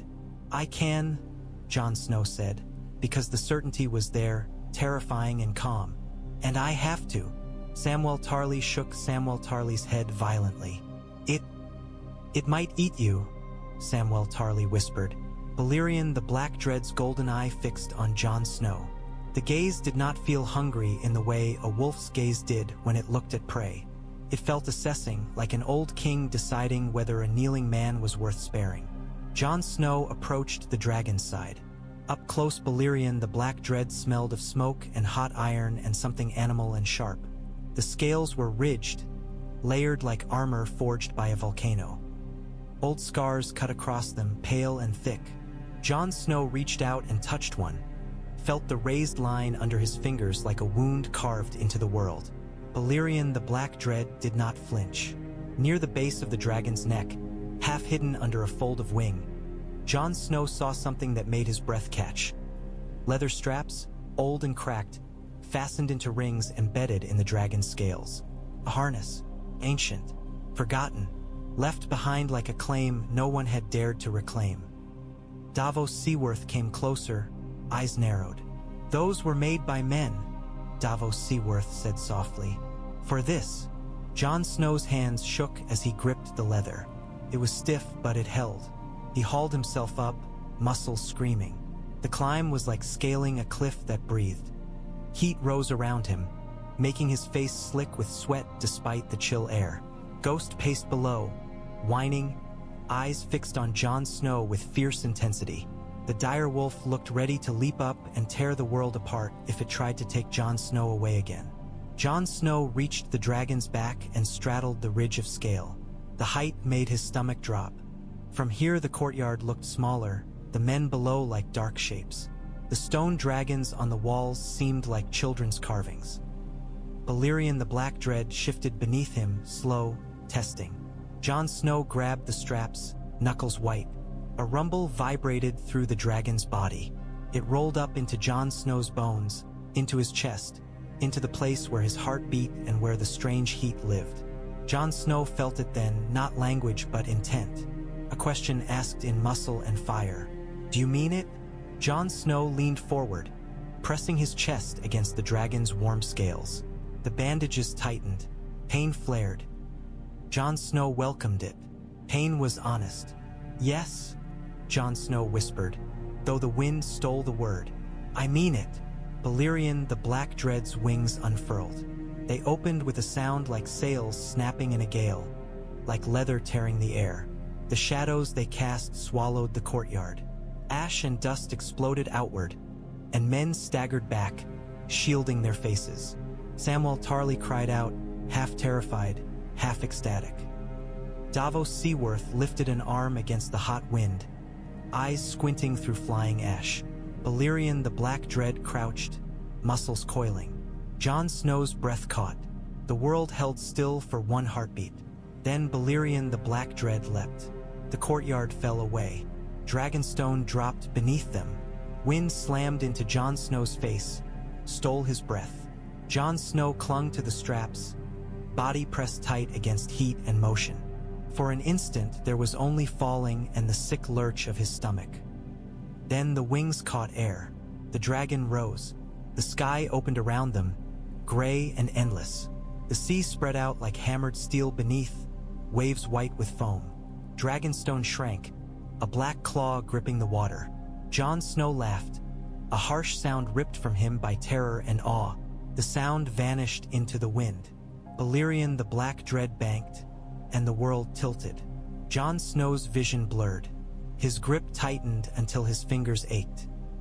And through it all, beneath fear, beneath exhilaration, Jon Snow felt something settle into place, like a lock turning. The heat under his ribs was no longer a pressure. It was a link. He was not controlling Balerion the Black Dread. He was holding on, and somehow, impossibly, that was enough. Balerion the Black Dread flew as if the sky were his birthright and the earth a thing he tolerated only because it gave him places to land. Jon Snow had ridden horses, and he had thought he knew speed. He had thought he knew wind. He had thought he knew what it meant to be at the mercy of a creature's strength. This was something else. The dragon's wings beat with a steady, terrible power that made the air itself feel thick, like water pushed aside. Each stroke lifted them higher, carried them forward with such force that Jon Snow's stomach lagged behind his body. Wind tore at his cloak, whipped his hair across his eyes, stole tears from him. The cold up here was sharp, but Balerion the Black Dread's heat rose in waves, keeping Jon Snow from freezing. He was sandwiched between winter and furnace. Below them the sea heaved, dark and endless. The clouds were lower now, and Balerion the Black Dread dipped through them with casual disdain, scattering them as if they were smoke. Moisture beaded on Jon Snow's lashes. His breath steamed and then vanished, whipped away. Jon Snow's hands cramped around the straps. His wounds screamed every time the dragon banked, but fear kept the pain at a distance, as if fear were its own kind of medicine. Balerion the Black Dread turned east, then north, making a slow circle over Dragonstone's black spine. Jon Snow saw the fortress from above, its towers like jagged teeth. In the courtyard, tiny figures moved. Davos Seaworth and Samwell Tarly and sailors, all looking up, all reduced to specks by the dragon's scale. The thought should have made Jon Snow feel powerful. Instead, it made him feel responsible in a way he had never felt on the ground. A dragon did not simply kill a man. A dragon erased everything around him too. Balerion the Black Dread climbed again, and the world dropped farther away. The horizon curved gently, making Jon Snow's mind stutter as it tried to understand. The sky above them deepened toward night, though it was still day on the sea. The light became thin, winter light, as if the sun itself were tired. Jon Snow swallowed hard against the wind. He tried to think of what to do next. He had done the impossible, found a dragon, climbed on, lived. But finding fire was only the first step. Fire had to be carried where it was needed, north. The word formed in his mind, and with it came the memory of the wall and the dead and the cold that walked.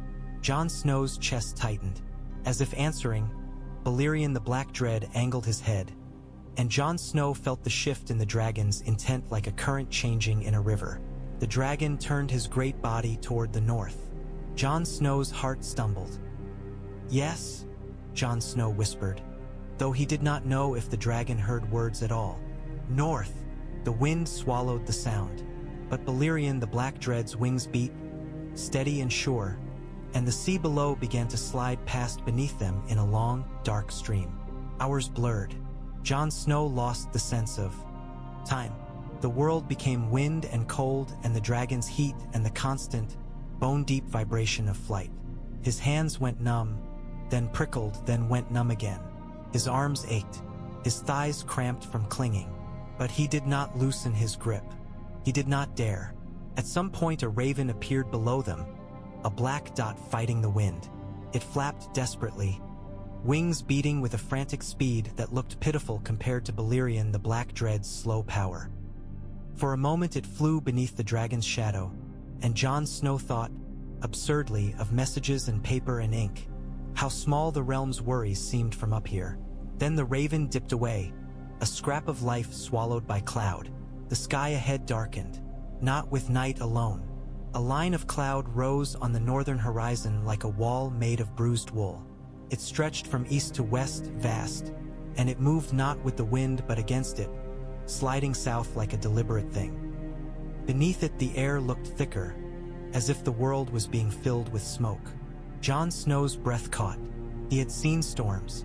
He had sailed through one that had tried to kill him. This was different. This was not weather. This was intention.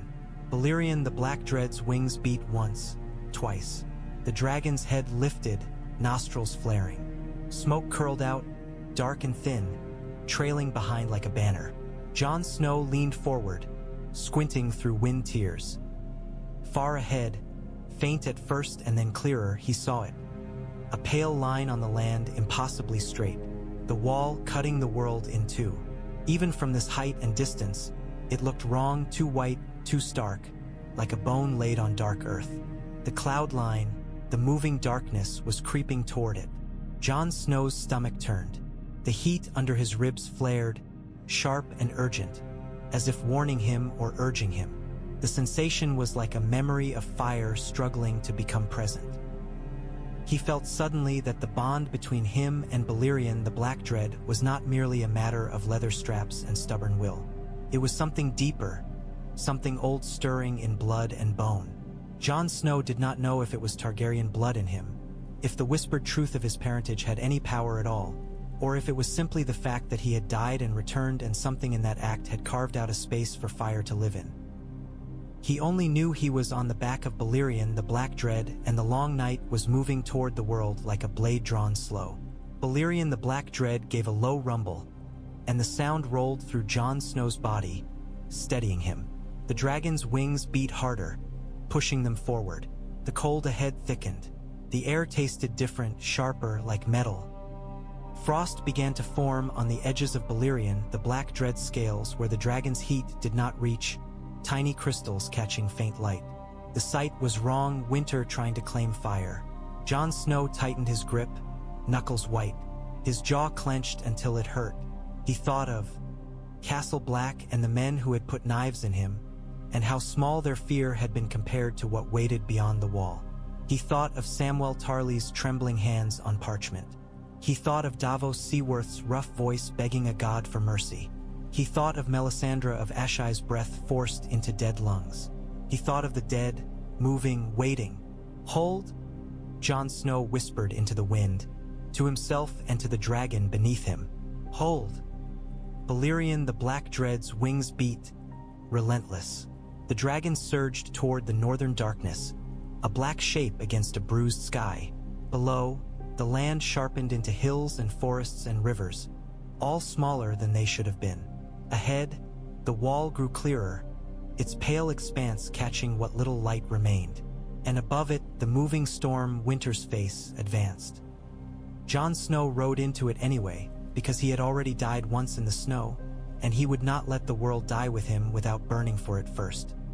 The horn sounded once, long and low, and for an instant the men of Eastwatch by the sea thought the world had remembered how to be afraid.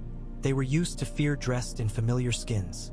A wildling raid in the night, a storm off the shivering sea, a ship that did not return. They were used to the wall's pale certainty above them and the dark water's hunger below. The horn, on most days, was only duty-made sound, a warning to rouse men from warmth and drink. This horn call was different. It carried an edge, a rawness, as if the man blowing it could taste something on the wind that did not belong to weather.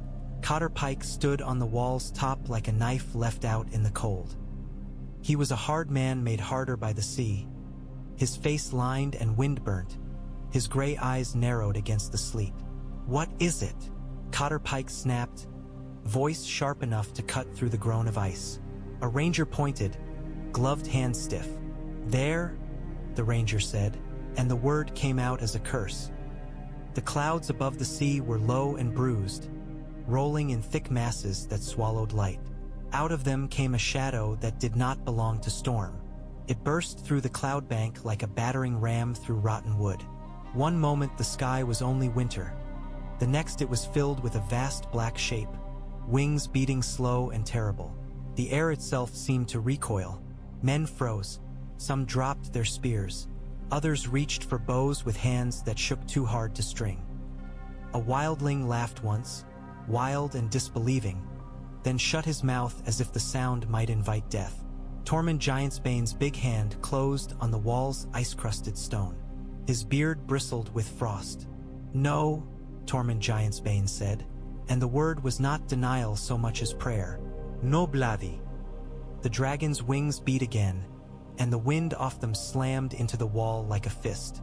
Snow lifted in a blinding sheet. Torches guttered. Men staggered back from the parapet, blinking tears from their eyes. When the snow cleared, the dragon was closer. Balerion the Black Dread's scales drank what little light there was.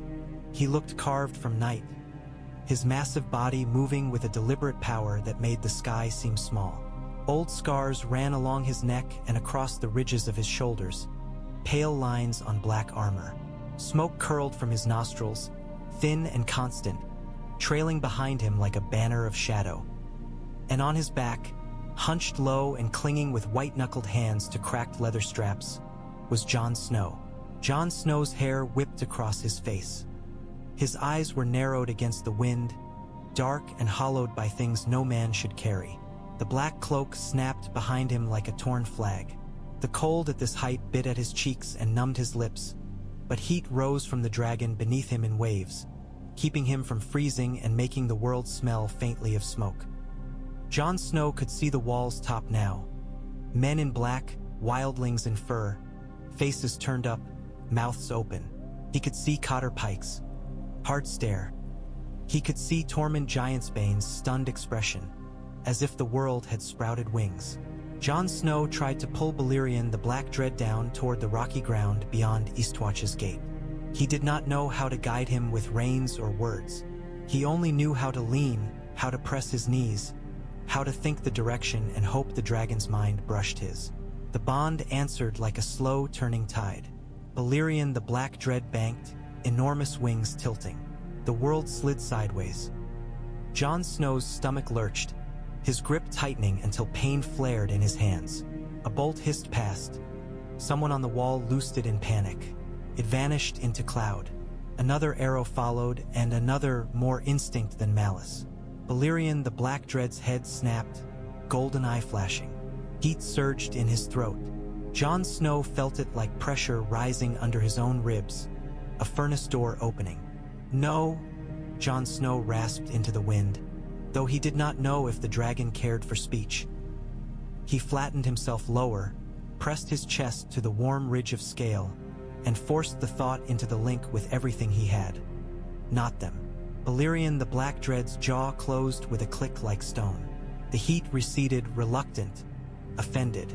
On the wall, Cotter Pike bellowed, "Hold your fire, you sea-drowned fools!" Cotter Pike's voice cracked across the parapet. "That's a man on its back." "A man?" Someone shouted back, hysterical. "That's the stranger's arse on wings." Tormund Giantsbane's laugh burst out, sharp and disbelieving, and then died as Balerion the Black Dread dropped lower, the wind off his wings making men stagger. "Jon Snow," Tormund Giantsbane said, and the name sounded like someone testing if it still belonged in the world. Jon Snow saw the rocky outcrop near Eastwatch's base, a patch of dark stone where the sea had eaten the land and left teeth behind. Balerion the Black Dread angled toward it, huge body lowering. The dragon's shadow swallowed the wall's base and the frozen ground alike. Men below scattered, shouting, arms thrown over heads. Horses screamed and tried to bolt. A line of wildlings near the gate fell to their knees, some in worship, some in terror. Balerion the Black Dread's talons touched stone. The impact made the ground shudder. dust and snow leapt, a gust of hot breath rolled outward, and the thin crust of ice on the rock hissed and melted, steaming. Jon Snow's legs nearly gave when he tried to swing down. The height was wrong, the world too far away. He slid, half fell, caught himself on a strap, then dropped the last stretch to the ground with a jolt that sent pain spearing through his bandaged chest. He staggered. His boots slipped on wet stone. His breath came out in a harsh rasp. Around him men formed a wide circle, too afraid to come close, too afraid to run. Their faces were pale in the dragon's shadow. Spears and axes were held like charms. Eyes darted from Jon Snow to the dragon and back as if trying to decide. Which was the greater threat? Cotter Pike pushed through them, spitting curses. He stopped short when he saw Jon Snow's face clearly, as if a different shock had struck him. "Lord Commander?" Cotter Pike said, and the words held disbelief and suspicion in equal measure. Jon Snow's throat felt like scraped stone. He swallowed, tasting salt and smoke. "Cotter Pike," Jon Snow managed. "Open the gate." Cotter Pike's gaze flicked to Balerion the Black Dread, whose golden eye watched the men below with a calm that was worse than rage. "You bring," Cotter Pike's voice faltered, then hardened again. "You bring hell itself to my doorstep and ask for a gate?" Jon Snow drew a breath, and pain flared, bright and honest. "I bring proof," Jon Snow said. He lifted his chin toward the north, where the bruised cloud bank crawled across the horizon like a living thing. "The dead are coming, and they won't care if your gate stays shut." Tormund Giantsbane pushed forward, big as a bear, his face split between awe and something like anger. "You left," Tormund Giantsbane said, as if accusing Jon Snow of abandoning them. Then Tormund Giantsbane looked behind Jon Snow, up at the dragon's vast shoulder, and the accusation faltered. "And you came back with a bloody mountain." Jon Snow's mouth tightened.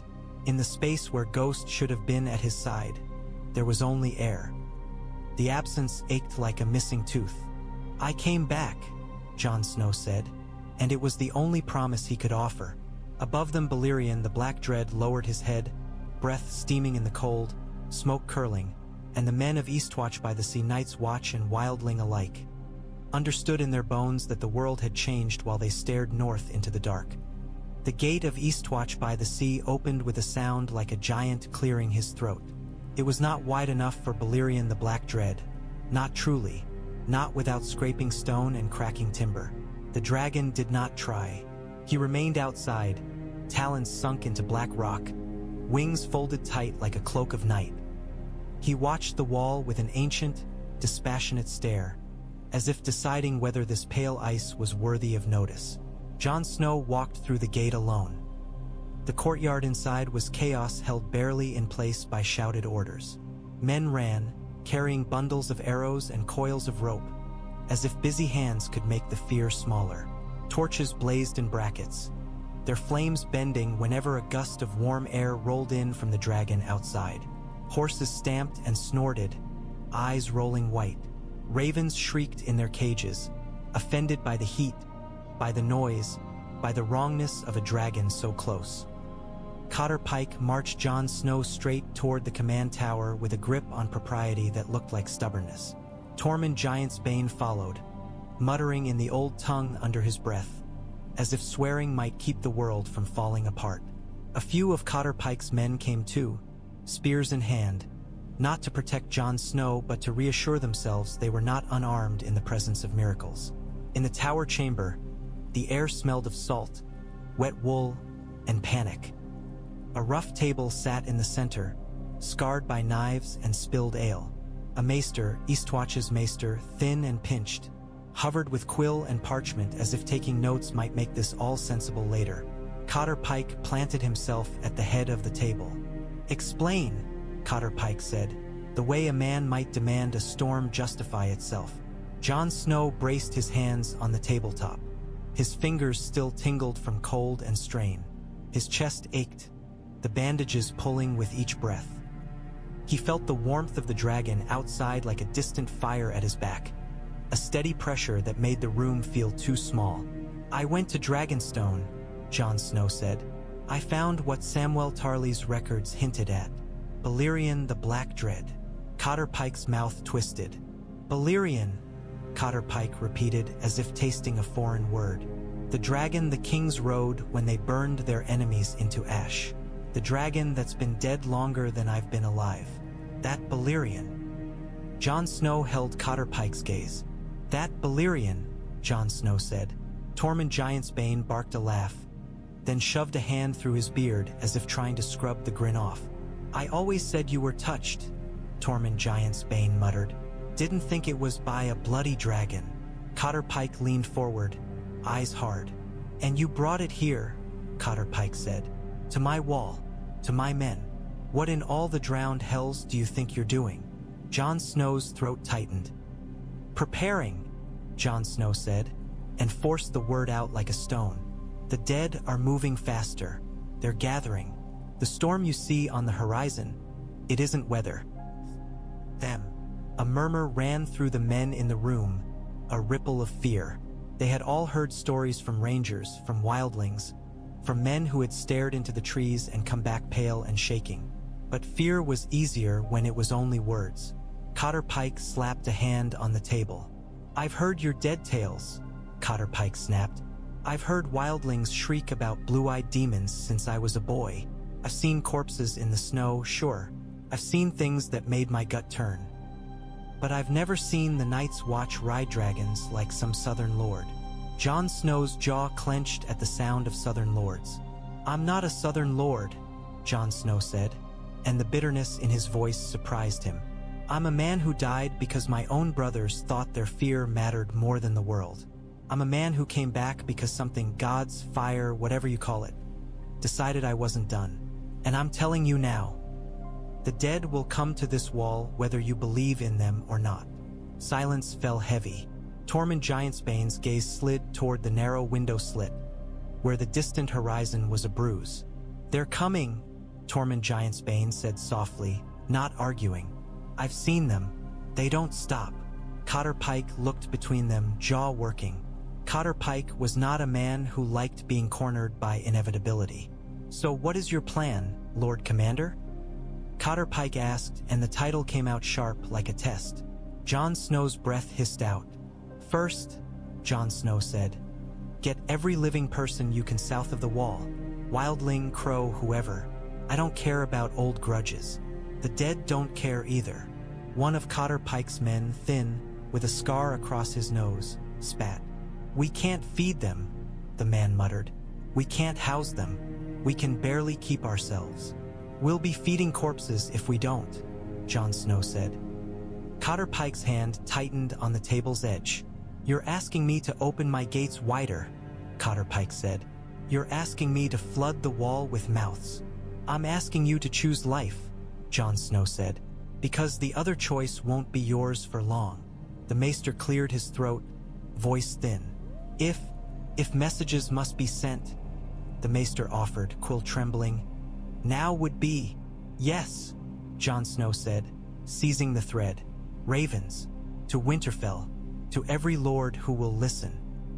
Jon Snow's mind raced, assembling names like Shields, Sansa Stark, Lyanna Mormont, Wyman Manderly, the Glovers, the Serwins. Tell them the dead are coming, and fire is coming with them. Tell them to come to the wall now. Cotter Pike's eyes narrowed. Fire, Cotter Pike said, and glanced toward the door as if he could see the dragon through stone. Jon Snow heard the shift in the room, the way men's fear turned, seeking a new shape to cling to. A dragon was proof, yes, but it was also a threat. Men could not look at Balerion the Black Dread without remembering stories of kings who had used dragons not to save realms but to take them. Jon Snow forced himself to speak before the suspicion could root. Balerion the Black Dread is not here to burn you, Jon Snow said. He's here to burn what is coming. And when it's burned? The scar-nosed man asked, voice rough. What then? Dragons don't just go back into the ground. Jon Snow's chest tightened. He thought of Balerion the Black Dread's golden eye, of the sense of ownership in it, the way the dragon had looked at the wall like a curiosity. Jon Snow did not have an answer that would satisfy men who feared power they could not control. So Jon Snow gave the only truth he had. "Then we decide what kind of world we want to live in," Jon Snow said. "If we survive long enough to argue about it." Cotter Pike studied Jon Snow, and for a moment Jon Snow saw the calculation behind the hard eyes. Duty, survival, the need to keep men from breaking. Cotter Pike finally jerked his chin once. "Fine," Cotter Pike said. "Ravens go out." Cotter Pike's gaze sharpened. "But that thing stays outside my wall. You hear me? Outside." Jon Snow exhaled slowly. "Yes," Jon Snow said, though he did not know how long that yes could hold. A distant rumble rolled through the stone. Balerion the Black Dread shifting his weight, or the island of ice itself shuddering under the dragon's presence. The torches flickered. Men flinched. Jon Snow turned his head toward the window slit, toward the north, and felt the cold line of the coming storm like a knife against his skin. "Send the ravens," Jon Snow said, and the words sounded like war. Jon Snow climbed back to the wall's top before the ravens had even taken flight. He needed to see. He needed his eyes on the horizon so his mind could not pretend this was a dream spun from death and dragonfire. The stairs up were narrow and steep, cut into ice and stone. His lungs burned. His chest pulled painfully under the bandages. Each step was a reminder that he had died and returned in a body that still remembered the knives. Tormund Giantsbane kept pace beside him without effort, as if climbing the wall were nothing more than a stroll up a hill. "You look like shit," Tormund Giantsbane said, almost fondly. "Worse than usual." Jon Snow huffed something that might have been laughter if it had not hurt. "I'm alive," Jon Snow said. "Barely," Tormund Giantsbane grunted. Tormund Giantsbane's gaze drifted toward the gate below, toward the black bulk crouched on the rock. "And you rode that?" Tormund Giantsbane shook his head, as if trying to dislodge the image. "If I told that story around a fire, even my people would call me drunk." Cotter Pike joined them at the parapet, hands clasped behind his back, posture rigid. Cotter Pike's men clustered nearby, eyes flicking continually toward Balerion the Black Dread, as if expecting the dragon to leap and swallow the wall whole. Jon Snow stepped up to the ice-crusted merlons and looked north. The land beyond the wall stretched out in a dark sprawl of forest and frozen ground. The trees were black spears thrust into snow. The sky above them was a heavy lid of cloud. The moving blizzard front was there, closer now than it had been from the dragon's back. An advancing wall of whiteness shot through with shadow, rolling over the land with a steady, unnatural speed. It did not move like weather. It moved like an army. Jon Snow's breath steamed. He could taste cold metal on the air, sharp and wrong. His skin prickled as if winter itself had turned its face toward him. A ranger beside Cotter Pike lifted a spyglass with shaking hands. "There," the ranger whispered, voice cracking. "In front of the storm." Jon Snow leaned forward, squinting. At first he saw nothing but the dark line of trees. Then movement. Small shapes crossing open ground, too many to count, scattered like ants. "Whites?" Tormund Giantsbane muttered, and the word came out flat with hatred. "They're hurting." Cotter Pike's jaw clenched. "I don't like that," Cotter Pike said, as if he might have liked any of this. Jon Snow watched the shapes. They moved in erratic bursts, then stopped, then moved again, as if responding to something unseen. Behind them the storm advanced, swallowing forest and hill as it came. Where the storm passed, the world blurred. Jon Snow felt the heat under his ribs stir, a restless coal. He thought of Balerion the Black Dread crouched outside, smoke curling from his nostrils, golden eye half-lidded. A dragon was fire given flesh. Fire was the dead's enemy. It was the simplest truth Jon Snow had ever known. But the wall was ice, and ice had been holding back the dark for thousands of years. If Jon Snow called fire too close to ice, what would happen? As if sensing his thought, Cotter Pike spoke quietly, voice tight. "You'll not burn my wall," Cotter Pike said. Jon Snow did not look away from the horizon. "I don't intend to," Jon Snow said. "I intend to burn what's coming." Cotter Pike's eyes narrowed. How? Cotter Pike asked. You can't chase every corpse in the woods. They'll scatter. They'll hide under snow and trees. They'll wait. Jon Snow's gaze fixed on the open ground where whites moved like a dark smear. They were not close enough to threaten the wall yet. Not tonight, perhaps not even tomorrow. But the storm behind them was pushing, and Jon Snow could feel in his bones that time was not on their side. We strike first, Jon Snow said. Cotter Pike stared. Strike first? Cotter Pike repeated, incredulous. You want to take your dragon beyond my wall. Jon Snow turned his head then, meeting Cotter Pike's gaze. If we wait for them to reach the wall, Jon Snow said, we'll be fighting on the wall, with ice underfoot, with men packed tight, with nowhere to run. Jon Snow's voice roughened. And if Balerion the Black Dread breathes fire in a fight like that? Jon Snow let the sentence die because the image was too clear. The wall cracked and melting, men screaming, the barrier weakened by the very weapon meant to save them. Tormund Giantsbane's face hardened. Better to burn them in the open, Tormund Giantsbane said, where the snow can run and the trees can scream. Cotter Pike's mouth twisted. You talk like you've done it, Cotter Pike said to Tormund Giantsbane. Tormund Giantsbane shrugged. I've burned whites, Tormund Giantsbane said. I've burned friends. I've burned my own dead so they wouldn't come back with blue eyes. This is just bigger. Jon Snow looked north again. The storm front was closer now, swallowing a distant stand of trees. The shapes in front of it shifted, and for an instant Jon Snow thought he saw something taller among them. Something that moved with too much grace for a corpse. A white walker. The thought made his throat tighten. Jon Snow's fingers curled on the ice-caked stone. The air seemed to change, a subtle shift, and a faint, distant sound drifted on the wind, like ice cracking far away. Jon Snow could not tell if it was real or only his mind putting meaning into winter. Below, beyond the gate, Balerion the Black Dread lifted his head, nostrils flaring. Smoke curled thicker. The dragon's golden eye opened fully, bright. Jon Snow felt the link tug, urgent and hungry. The dragon wanted to fly. Jon Snow swallowed. We go now, Jon Snow said. Cotter Pike grabbed Jon Snow's arm, grip like iron. If you die out there, Cotter Pike snarled, don't you dare come back and make it my problem. Jon Snow looked at the hand on his arm, then back at Cotter Pike. I've already done that once, Jon Snow said softly. Cotter Pike's grip loosened, just slightly.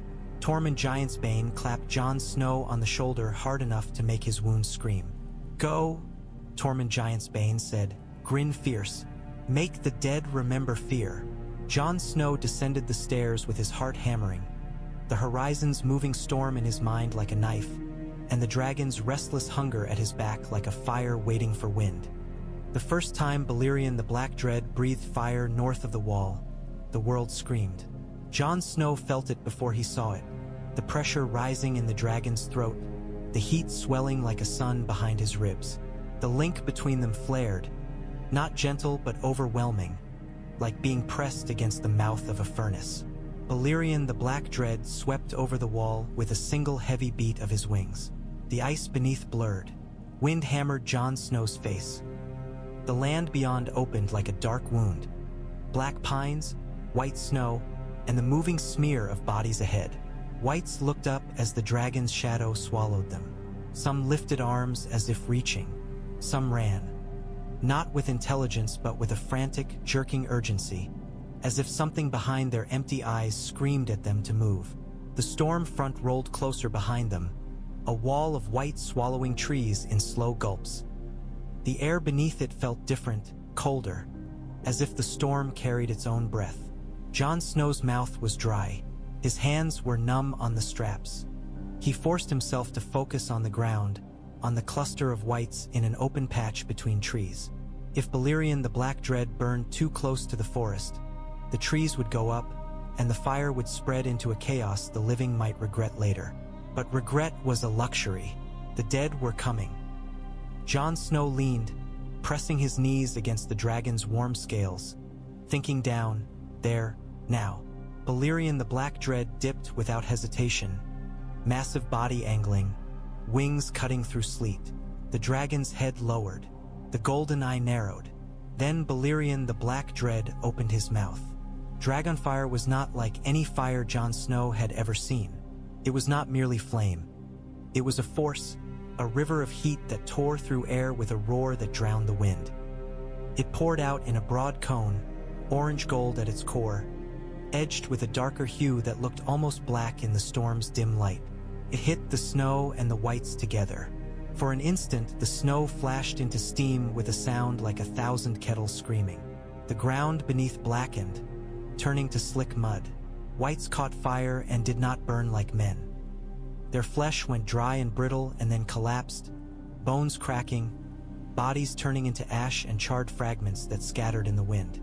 The smell rose, burned cloth, burned hair, a sweet, sick rot scorched into something sharper. Jon Snow gagged and swallowed it down, eyes watering. Balerion the Black Dread swept forward, fire continuing in a long, terrible breath. The dragon moved his head slightly, painting the ground with flame. The open patch became a black scar in the snow, steaming, smoking. Whites on the edge of the fire line staggered, arms flailing, then fell, burning.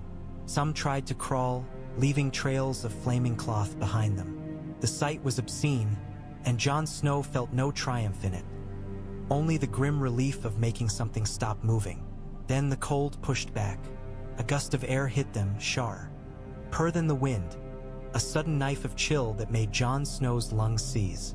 Frost formed instantly along the edges of Balerion the Black Dread scales, glittering like thin glass. The steam cloud from the melted snow twisted and rolled, whipped by a wind that seemed to come from nowhere. Balerion the Black Dread's fire faltered for a heartbeat. Not dying, but narrowing, as if the dragon had to push harder against the cold. Jon Snow looked up, scanning the trees, and saw it. Between black trunks, standing still in the middle of chaos, was a white walker. It was taller than a man, thin as a blade.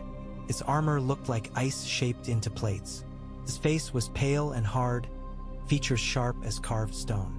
Blue eyes burned in its skull, bright and cold as stars. It did not run. It watched. Jon Snow's blood went cold. The memory of hard home, the sea of dead, the white walkers moving like kings among their army, flashed through him. He had seen one from a distance once, felt the weight of that gaze even then. Seeing one now, so close that Jon Snow could make out the faint frost patterns on its armor, made his stomach drop.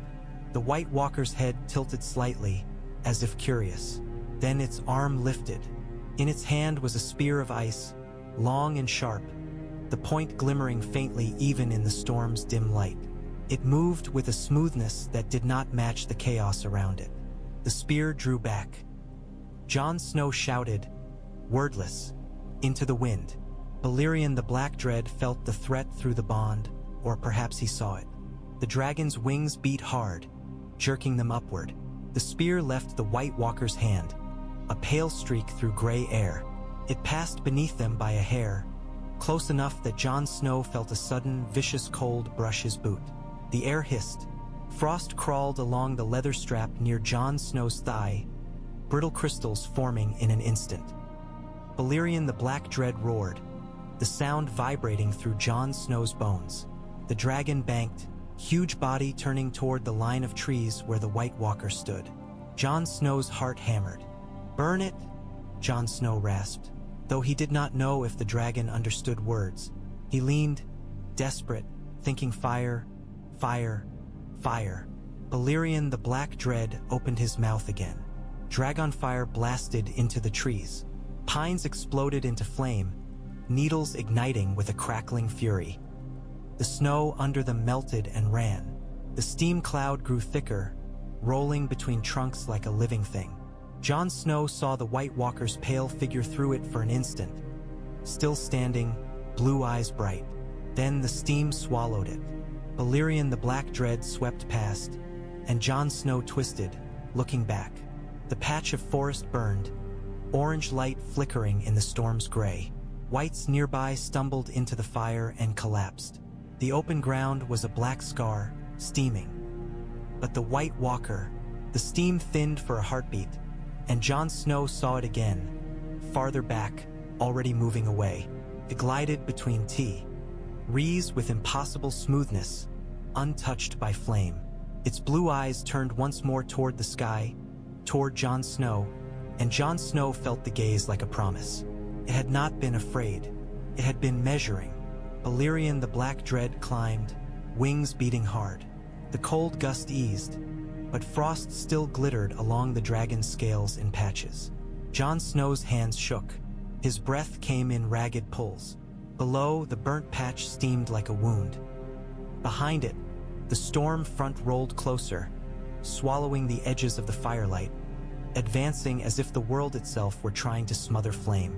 Jon Snow swallowed, tasting smoke and fear. One strike had not stopped the dead. It had only announced that fire had returned to the world. And somewhere beneath the storm, blue eyes watched and learned.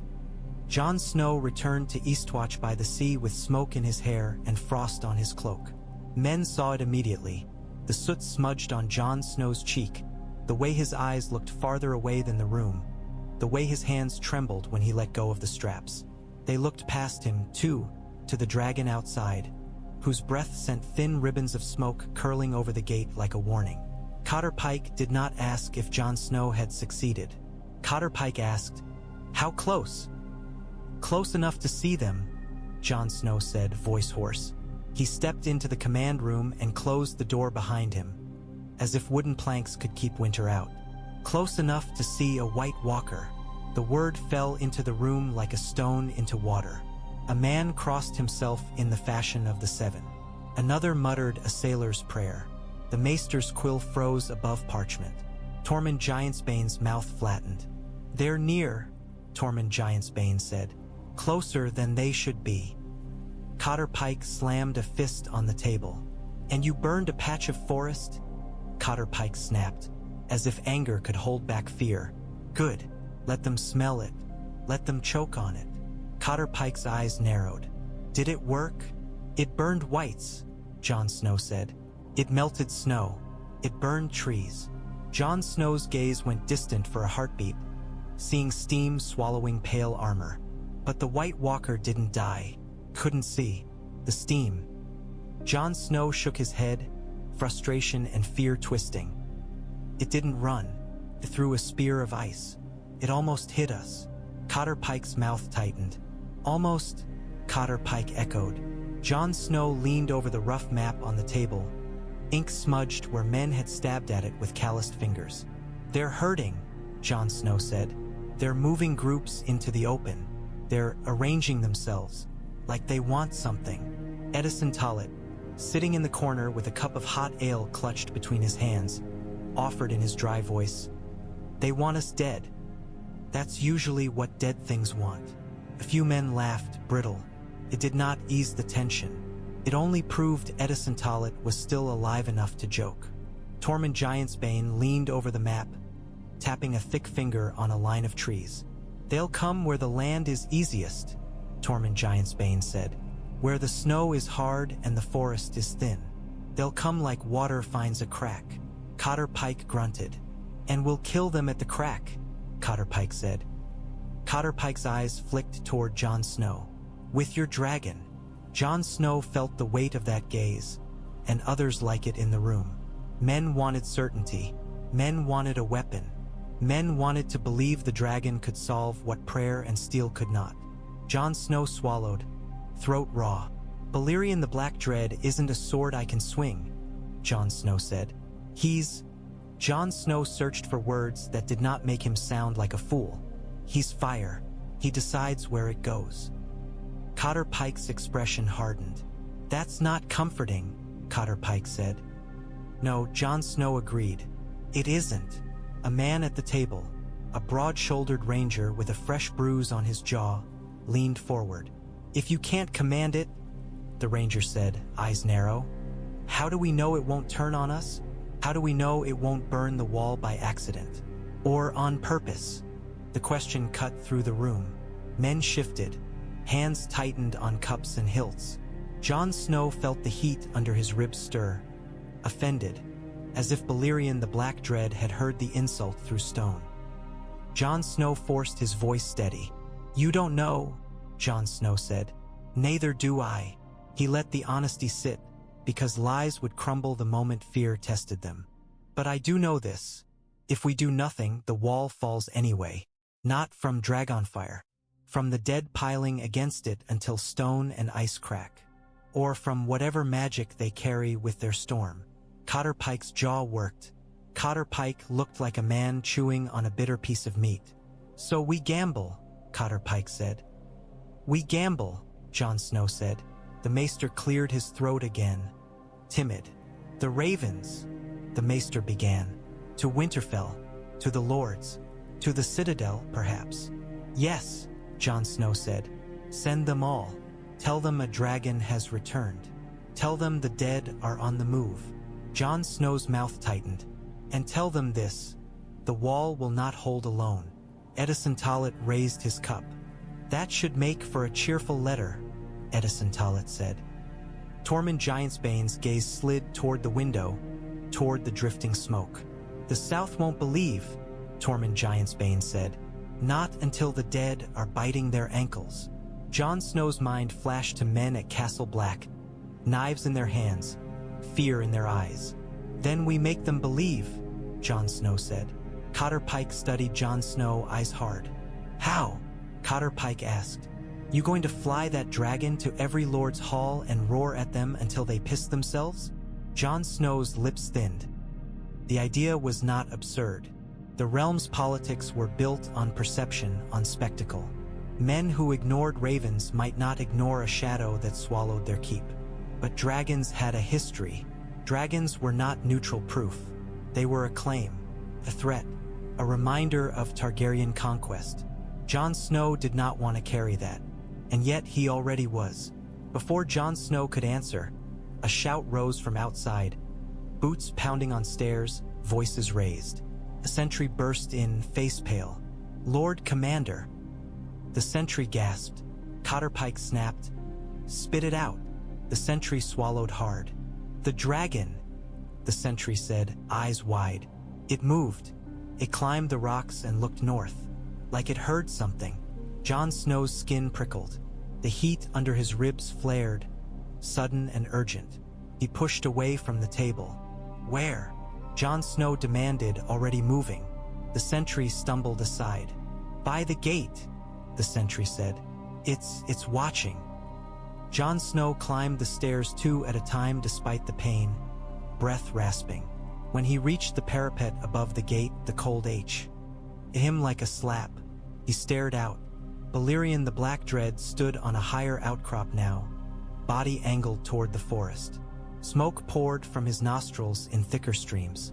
His golden eye was fixed on the horizon, unblinking, and far beyond, in the dim smear of the moving storm, Jon Snow heard it too. Not with ears, but with something deeper in him.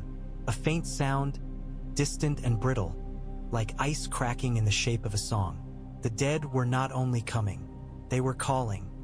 Jon Snow did not sleep. He did not think he could, not with that faint, cracking call lodged in his mind like a thorn. Not with Balerion the Black Dread restless outside the wall, smoke trailing in the cold. He paced Eastwatch's stone corridors until the torches burned low, until men's eyes followed him like he was a ghost wearing his own face. Before dawn, Jon Snow made his choice. He would not let Castle Black fester behind him like an old wound. He would not let the men who had killed him decide what the wall became in his absence. He needed the Night's Watch whole, or as whole as it could be, before the storm arrived. Jon Snow went to Balerion the Black Dread in the gray pre-light and climbed onto the dragon's back with hands that no longer shook from fear but from exhaustion. Balerion the Black Dread launched into the air with a single heave, wings beating winter away. Eastwatch shrank beneath them. The wall stretched out like a pale ribbon, and Castle Black was a dark knot along it. When Jon Snow descended into Castle Black's yard, the castle reacted as if struck by lightning. Men spilled out of buildings, shouting. Bows came up. Someone blew the horn in blind panic. Snow swirled, caught in the hot wind from the dragon's breath, and turned to steam that drifted like ghost smoke across the yard. Balerion the Black Dread landed with a weight that made the ground shudder. Ice near his talons hissed and melted. The dragon's wings folded slowly, each movement a threat. His golden eye swept the yard, calm, ancient, and utterly uninterested in men's fear. Jon Snow slid down and hit the ground hard, knees buckling for a moment under pain and strain. He straightened anyway. Silence fell in ragged pieces. Men stared. Some backed away, faces pale. Some dropped to their knees without meaning to, as if the presence of a dragon had reawakened an old instinct. Kneel or burn. Melisandre of Asshai stood on a stone stair near the hall, red robes stark against the snow. Her eyes were wide, reflecting fire that was not there yet. She looked like a woman seeing the answer to a prophecy and realizing the answer could kill her. "You brought him?" Melisandre of Asshai whispered, and the words sounded like both awe and dread. Jon Snow did not answer, his gaze fixed on the group in the center of the yard. Bowen Marsh stood in chains, his face gray and drawn. Beside Bowen Marsh were a handful of other men, Othel Yarwick, Wick Whittlestick, and two more Jon Snow recognized only as brothers who had held their knives too eagerly. Their hands were bound. Their eyes were downcast or defiant, depending on how much fear each man could swallow. Edison Tollett stood near them, holding a torch, looking like a man trying to decide whether he was in a nightmare or a joke told by a cruel god. When Bowen Marsh lifted his head and saw Jon Snow, something passed over his face. Shock, horror, and a strange, bitter relief, as if Bowen Marsh had been waiting for judgment. T.N. was glad it had finally arrived. "Lord Commander," Bowen Marsh said hoarsely. Jon Snow walked toward them. The snow under his boots crunched. Steam curled around his legs where it drifted from the dragon's heat. Men parted for him instinctively, as if the dragon's shadow had become Jon Snow's shadow too. Jon Snow stopped in front of Bowen Marsh. Up close, Bowen Marsh looked older, smaller. His cheeks were hollow. His eyes were bloodshot. "You stabbed me," Jon Snow said. The words were flat. They did not carry rage the way Jon Snow expected. They carried something colder. Bowen Marsh's jaw trembled. "For the watch," Bowen Marsh rasped, and the phrase sounded like a shield Bowen Marsh had been clutching until his knuckles bled. Jon Snow's hands clenched at his sides. Pain tugged under his bandages. "For the watch," Jon Snow repeated, and the bitterness in his voice finally surfaced like smoke. "You killed your Lord Commander on the eve of the long night because you were afraid of wildlings and hungry mouths." Jon Snow's gaze swept the chained men. "You chose old grudges over the living." Othel Yarwick's lips pressed thin, stubborn. "You broke your vows," Othel Yarwick muttered. Jon Snow felt a sudden, sharp emptiness at that, as if the vow itself had been a rope holding him upright and now it was fraying. "Did I?" Jon Snow asked quietly. "Or did I do what the watch was meant to do, and you forgot why we exist?" No one answered. Snow fell. The only sound was the faint hiss of melting ice near Balerion the Black Dread's talons. Melisandre of Asshai descended a step, voice soft, almost reverent. "Your death ended your watch," Melisandre of Asshai said. "You are freed." Jon Snow's head snapped toward her. Anger flared, sudden. "Don't," Jon Snow said, and his voice carried enough force that Melisandre of Asshai froze. "Don't tell me what I am. Not you." Melisandre of Asshai's mouth closed. Her eyes remained fixed on Jon Snow as if she were afraid to blink and lose him. Jon Snow turned back to Bowen Marsh. "I'm not here to argue vows," Jon Snow said. "I'm here to make sure the wall has a fighting chance." Bowen Marsh's eyes flicked past Jon Snow to the dragon. Fear moved in Bowen Marsh's gaze like a trapped animal. "That thing," Bowen Marsh whispered. You brought a king's weapon here." Jon Snow's jaw tightened.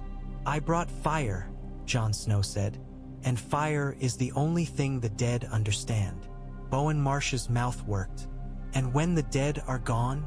Bowen Marsh asked, voice cracking. "What then? What will you be?" Jon Snow looked up, past the men, to Balerion the Black Dread. The dragon's golden eye met Jon Snow's. The link between them stirred like a sleeping beast. Jon Snow did not know what he would be when the long night ended, if it ended. He knew only what he was now. A man carrying fire in winter. He looked back at Bowen Marsh. "You wanted judgment," Jon Snow said. "Here it is." Jon Snow nodded once to the men holding. Bowen Marsh flinched as if struck. One of the chained men began to sob. Another spat and cursed. Edison Tollett moved forward, torch in hand, face tight with grim duty. "Any last words?" Edison Tollett asked, voice thin. Bowen Marsh swallowed hard. His eyes found Jon Snow's again. "I thought I was saving us," Bowen Marsh whispered. Jon Snow's throat tightened unexpectedly. "So did I," Jon Snow said, and then looked away, because if he looked too long he might see himself in Bowen Marsh's fear, and he could not afford that softness now. The ropes went taut, bodies jerked, boots kicked in air. Snow fell, indifferent. Behind them Balerion the Black Dread lifted his head and released a low rumble that rolled through Castle Black like distant thunder, as if the dragon approved of punishment or simply found the sound interesting. Men watched, faces pale, realizing the old order had snapped and something new stood in its place, something with smoke in its breath. When the kicking stopped, Jon Snow turned to the gathered brothers. Wildlings mixed among them at the yard's edges, and forced his voice to carry. "The dead are coming," Jon Snow said, "and we will hold the wall, but we will not hold it divided. If you would rather die clinging to old hatred, leave now." Jon Snow's gaze swept them hard.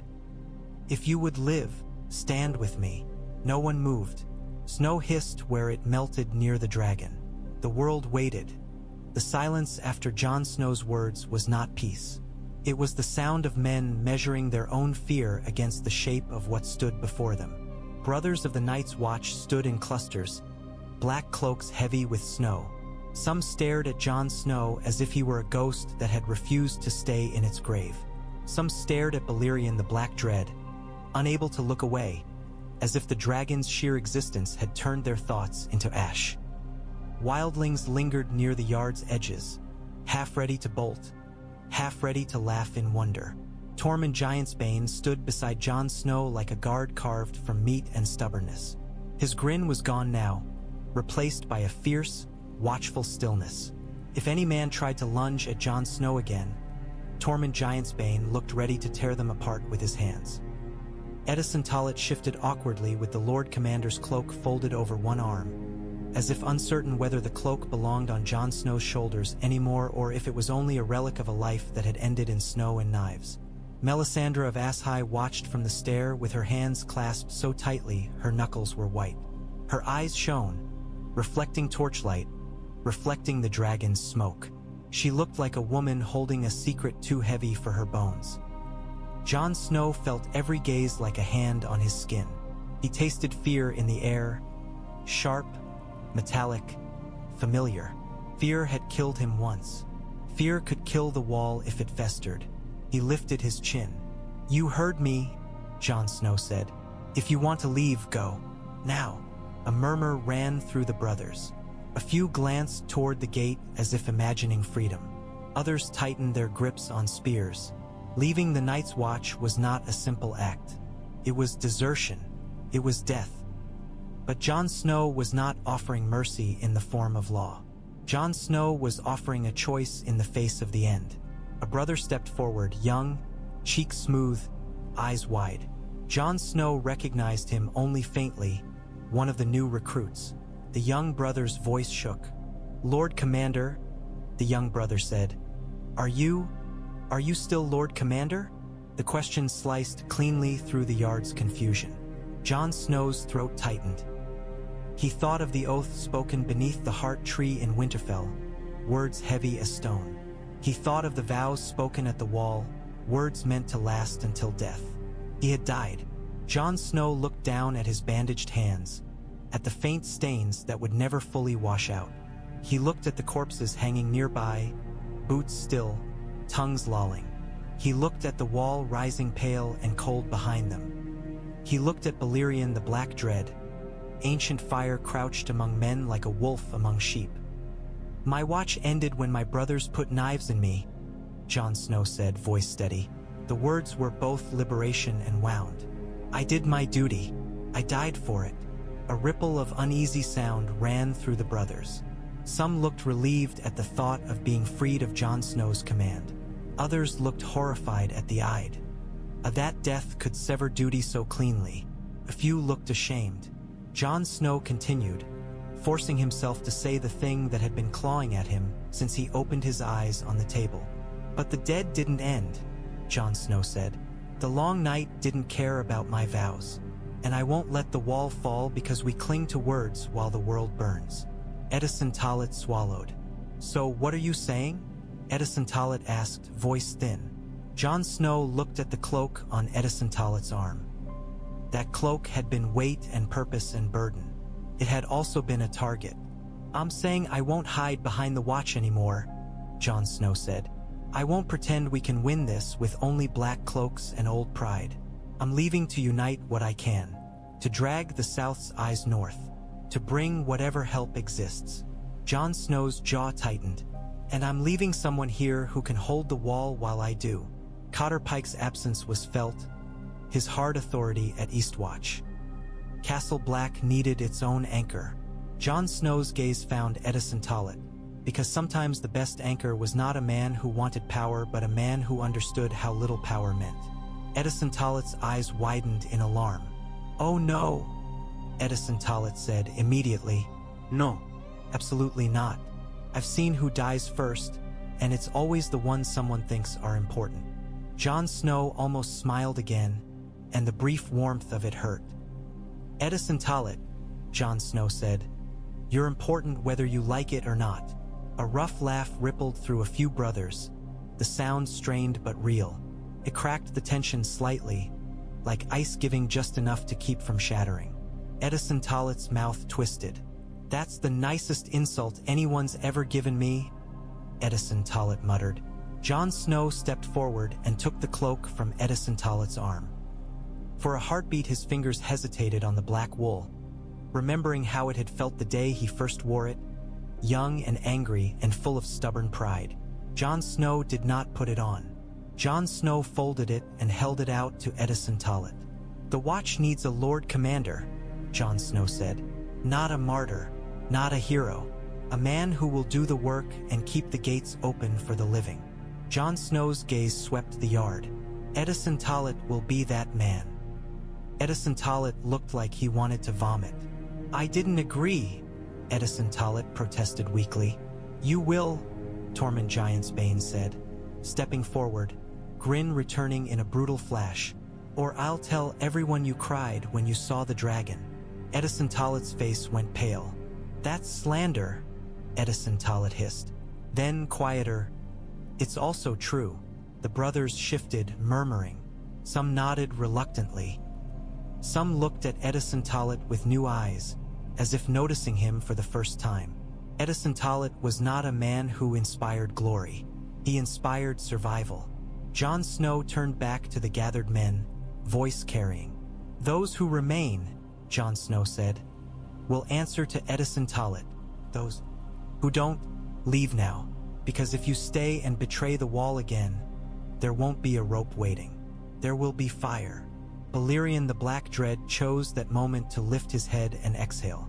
Smoke rolled out, curling above the yard like a dark crown. The dragon's golden eye fixed on the crowd, unblinking. Men flinched. No one moved toward the gate. In the hush that followed, Melisandre of Ashai spoke, voice soft but carrying as if the cold itself listened. "He is the sword," Melisandre of Ashai whispered, "and the dragon is the flame." Jon Snow's gaze snapped to her, warning in it. Melisandre of Ashai lowered her eyes but did not look away entirely. "You cannot deny what you are," Melisandre of Ashai murmured. Jon Snow clenched his jaw until it ached. "I'm a man," Jon Snow said. "That's all." Tormund Giantsbane snorted. "A man on a dragon," Tormund Giantsbane said. "That's not all, Jon Snow. That's the kind of thing bards choke on." Jon Snow looked north, past the wall's pale spine, to where the storm front crawled closer in his mind. Bards did not matter. Songs did not matter. Only the living mattered. "I leave at first light," Jon Snow said. Snow fell. Torches hissed. The dragon breathed smoke into winter, and the wall, ancient and cold, stood between the world and its ending, waiting for the next test. Night at Castle Black had always been cold. Now it felt watched. Jon Snow sat by a small fire in the Lord Commander's chambers. Chambers that no longer felt like his, but still held the scent of his life. Old smoke, damp wool, ink, and the faint iron tang of blood that had soaked into wood when he died. The fire crackled weakly. His heat barely reached his fingers. It was a token flame in a fortress built to stand against winter. Outside, beyond the frosted window, a deeper heat pressed against the cold. Balerion the Black Dread's presence was not a sound, but Jon Snow felt it like gravity. Now and then smoke drifted past the window, dark threads curling against the frost. The dragon's shadow stretched across the wall when torchlight shifted, and it made Jon Snow's skin prickle as if something enormous were leaning close to listen. Jon Snow stared at the fire. The flames danced and bent, and for a heartbeat he saw not the chamber but a black stone cavern filled with ash, a golden eye opening in darkness. His hand tightened on the mug of watered ale until his knuckles ached. He did not drink. His mouth tasted of smoke and cold. He thought of Ghost. The absence of Ghost gnawed at him more than his wounds. It was ridiculous. He had a dragon outside, and still it was the missing warmth of a direwolf at his heel that made him feel incomplete. Jon Snow imagined Ghost pacing Dragonstone's courtyard, whining, searching. Jon Snow imagined Davos Seaworth and Samwell Tarly trying to soothe the direwolf, trying to explain a thing that could not be explained. That Jon Snow had flown away on a mountain and left part of himself behind. Jon Snow's throat tightened. A soft knock came at the door. Jon Snow did not move. "Enter," Jon Snow said, voice rough. Melisandre of Ashai stepped in without a sound. Her red robes looked darker in the firelight, almost black at the edges. She carried a small bowl that steamed faintly, smelling of herbs and something sharp. Her eyes flicked to Jon Snow's bandaged chest, to the way his shoulders held tension like armor. "You should drink," Melisandre of Ashai said quietly, holding out the bowl. Jon Snow stared at it. "Is it poison?" Jon Snow asked, and the bitterness surprised even him. Melisandre of Ashai flinched. "No," Melisandre of Ashai said. "It will ease pain. It will help you sleep." "I don't want to sleep," Jon Snow said. Melisandre of Ashai set the bowl on the table anyway, near parchment and quill. She watched Jon Snow for a moment as if weighing how much honesty his scars could take. "You dream," Melisandre of Ashai said. "Even when you don't sleep." Jon Snow's jaw tightened. "What do you want?" Jon Snow asked. Melisandre of Ashai's gaze slid toward the window, toward the drifting smoke. "The dragon," Melisandre of Ashai said softly. "I saw him in the flames once, a shadow that swallowed the sky, a mouth that was fire itself. I thought it was a sign. I did not understand it was real." Jon Snow. W did not answer. Melisandre of Ashai stepped closer, careful, as if approaching a wounded animal. "When you touched him," Melisandre of Ashai whispered, "what did you feel?" Jon Snow's fingers tightened on the mug again. He remembered the flood of images. Cities burning, black stone towers melting, the sense of ownership in Balerion the Black Dread's mind. He remembered the cold gust north of the wall that had made even dragonfire falter. "I felt," Jon Snow said slowly, "like I put my hand on a storm." Melisandre of Ashai nodded, eyes shining. "Yes," Melisandre of Ashai breathed. "That is what the Lord of Light gives. Power, fire, a storm against darkness." Jon Snow's gaze snapped up, anger flaring. "The Lord of Light didn't give me anything," Jon Snow said. "I took it, or it took me." Jon Snow's voice dropped. "Don't make it your God story. Not when men died for it." Melisandre of Ashai's mouth trembled.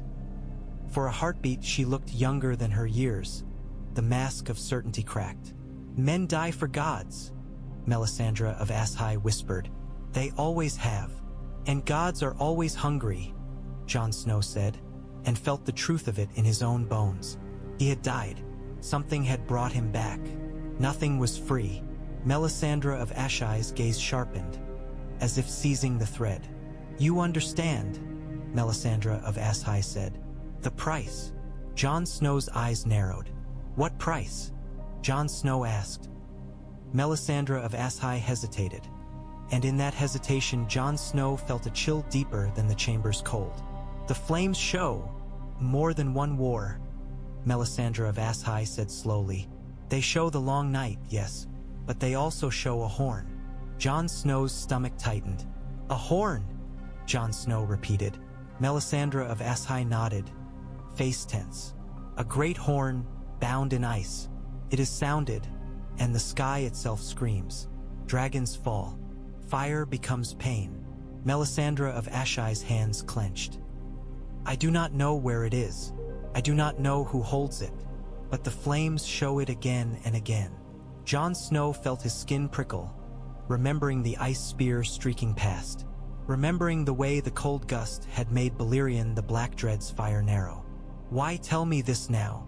Jon Snow asked. Melisandre of Ashai's eyes met his, and for once there was no hunger, only fear. "Because you think the dragon makes you safe," Melisandre of Ashai whispered. "And it does not. The darkness has answers for fire." Melisandre of Ashai's voice softened. "And because I brought you back, Jon Snow. If you fall again, the world falls with you." Jon Snow stared at her, anger and exhaustion tangling. "I didn't ask you to," Jon Snow said. Melisandre of Ashai's gaze dropped. "No," Melisandre of Ashai whispered. "You did not." Silence filled the room. The fire cracked. Outside, something enormous shifted, and the wall trembled faintly as if a distant thunder had rolled through stone. Jon Snow reached for the quill on the table. His fingers were stiff. He dipped it in ink and pool, led parchment closer. He did not know if ravens could reach Dragonstone quickly. He did not know if Davos Seaworth and Samwell Tarly were even safe. He wrote anyway. Davos Seaworth, Jon Snow wrote, in rough strokes. "Bring Samwell Tarly. Bring Ghost. Dragonstone may not be safe. The Queen may come. If she does, tell her this. The dead are real. Tell her I will meet her when I can. The wall needs fire now." Jon Snow paused, the quill hovering. The ink trembled at the tip like a drop of blood. He added, slower, "I left part of myself behind. I need it back." He set the quill down. His hand shook. Melisandre of Ashai watched silently. When Jon Snow finished, she stepped forward and took the parchment gently, as if it were fragile. "I will see it sent," Melisandre of Ashai said. Jon Snow stared back into the fire. "The horn," Jon Snow murmured, more to himself than to her. "Dragons fall." Melisandre of Ashai's voice was barely audible. "Even fire can scream," Melisandre of Ashai whispered. Jon Snow closed his eyes, and the darkness behind them filled with ash and a golden eye and, faint beneath it all, the sound of ice cracking in the shape of a song. Daybreak at Castle Black was a thin, gray thing, as if the sun had only half remembered how to rise. Snow fell lightly, more drift than storm, softening the edges of the yard. Men moved with weary purpose, stacking barrels, sharpening dragonglass, hauling firewood as if they could feed the coming night into submission. Edison Tollet walked among them with the black cloak on his shoulders now, looking like a man who had been handed a crown made of knives and told to smile, giving orders in a voice that tried to sound like command and came out like resignation. Jon Snow stood near the gate, watching the northern horizon. Balerion the Black Dread remained outside, crouched on rock where the wall's shadow fell. Smoke drifted from the dragon's nostrils in slow, steady curls. The golden eye watched the forest beyond, unblinking. Jon Snow felt the dragon's attention like a pressure at the edge of his mind. It did not feel comforting. It felt like standing beside a wolf that had chosen not to bite you. Yet, boots crunched behind Jon Snow. Tormund Giantsbane approached, carrying a bundle of furs and a strip of dried meat like offerings. "Your dragon hasn't eaten," Tormund Giantsbane said, as if speaking of weather. Jon Snow's mouth tightened. "Neither have I," Jon Snow said. Tormund Giantsbane shoved the furs toward Jon Snow. "Then eat," Tormund Giantsbane said. "You can't fight a long night on an empty belly, even if you've got a mountain with wings." Jon Snow took the furs, though his hands barely felt them. He tried to swallow meat and found his throat too tight. He forced it down anyway. Tasted like salt and smoke. A shout rose from the gate. Men turned. Spears lifted. Then voices stuttered into confusion, into disbelief. Jon Snow's head snapped toward the sound, and for a heartbeat his mind refused what his eyes saw. Davos Seaworth stumbled through the gate with a sailor's gait that did not belong on Snow. His face was drawn, beard stiff with cold. His eyes found Jon Snow, and relief flashed so fierce it looked like pain.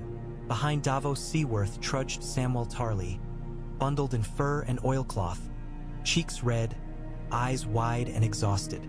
Samwell Tarly clutched his satchel as if it were part of his body. A few sailors hauled crates behind them, and ahead of all of them, white as snow, moving with a smooth, eager grace, Ghost the direwolf trotted into the yard. Jon Snow's breath caught so hard it hurt. For a moment he could not move, as if afraid the sight would vanish if he blinked. Then Ghost saw him. The direwolf's ears pricked. His red eyes brightened. He broke into a lope, paws kicking up snow. Jon Snow stepped forward, almost stumbling. "Ghost," Jon Snow whispered, the name raw. Ghost reached him and pressed his head against Jon Snow's chest with such force it nearly knocked Jon Snow over. The warmth of fur and muscle hit Jon Snow like a blow. Jon Snow's hands sank into Ghost's thick coat, gripping as if he could anchor himself in it. The pain in Jon Snow's ribs flared where Ghost pressed against bandages. Jon Snow did not care. He bent and rested his forehead against Ghost's head, breathing in the scent, cold and wolf and life. For an instant the noise of the yard faded, and Jon Snow felt whole again. Davos Seaworth's voice came out rough. "He wouldn't stop pacing," Davos Seaworth said, and Jon Snow could hear the exhausted affection under the complaint. "Nearly tore a man's arm off when we tried to keep him from the deck. I told him if he wanted you, he'd have to wait until the sea didn't want us more." Samwell Tarly stepped closer, face shining with tears and cold. "Jon Snow," Samwell Tarly breathed. Samwell Tarly's gaze flicked past Jon Snow toward the wall, toward the shadow outside. Samwell Tarly's mouth fell open. "He's still here." Jon Snow straightened slowly, one hand still on Ghost's fur. "He's here," Jon Snow confirmed. Davos Seaworth swallowed, eyes darting as men watched from every side. "Dragonstone wasn't quiet when we left," Davos Seaworth said, voice dropping. "Not anymore." Jon Snow's stomach tightened. "What happened?" Jon Snow asked. Samwell Tarly's hands shook as Samwell Tarly opened his satchel, pulled out a folded piece of parchment sealed with red wax stamped with a sigil Jon Snow did not recognize at first, then did, because the world had taught him enough of southern lions and crowns. A lion's head pressed deep. The wax was unbroken. The seal meant for Jon Snow's eyes. Davos Seaworth held it out. "A man named Tyrion Lannister gave us that," Davos Seaworth said. Davos Seaworth's voice carried a wary respect, as if naming a dangerous fish. "He came with a queen." Jon Snow's fingers went numb. "Daenerys Targaryen," Jon Snow said, not a question. Samwell Tarly nodded quickly. "Yes," Samwell Tarly said. "She arrived with ships and Unsullied and Dothraki and dragons. 2 of them." Samwell Tarly's eyes flicked toward the wall as if expecting another shadow overhead. "She took Dragonstone. She was furious when she learned what was under it." Davos Seaworth's jaw tightened. "Furious," Davos Seaworth agreed. "She wanted to know where you were, why you came, why you..." Davos Seaworth glanced toward Balerion the Black Dread outside. Why you took what she believes is hers. Jon Snow's grip tightened on Ghost unconsciously. Did she try to stop you? Jon Snow asked. Davos Seaworth nodded once. She could've, Davos Seaworth said. But Tyrion Lannister listened. Samwell Tarly told them about the dead. About the wall. About what you're doing. Davos Seaworth's voice dropped. The Queen doesn't believe easily, but she believes in power. And you've got the oldest power there is. Jon Snow stared at the seal in Davos Seaworth's hand. The parchment felt suddenly heavier than it looked. A queen. A claim. Another war waiting behind this one. What does it say? Tormund Giantsbane asked, stepping close, eyes narrowed at the wax as if it might buy. Jon Snow took the letter carefully, fingers stiff. He did not break the seal yet. He looked up at Davos Seaworth. Did she send you?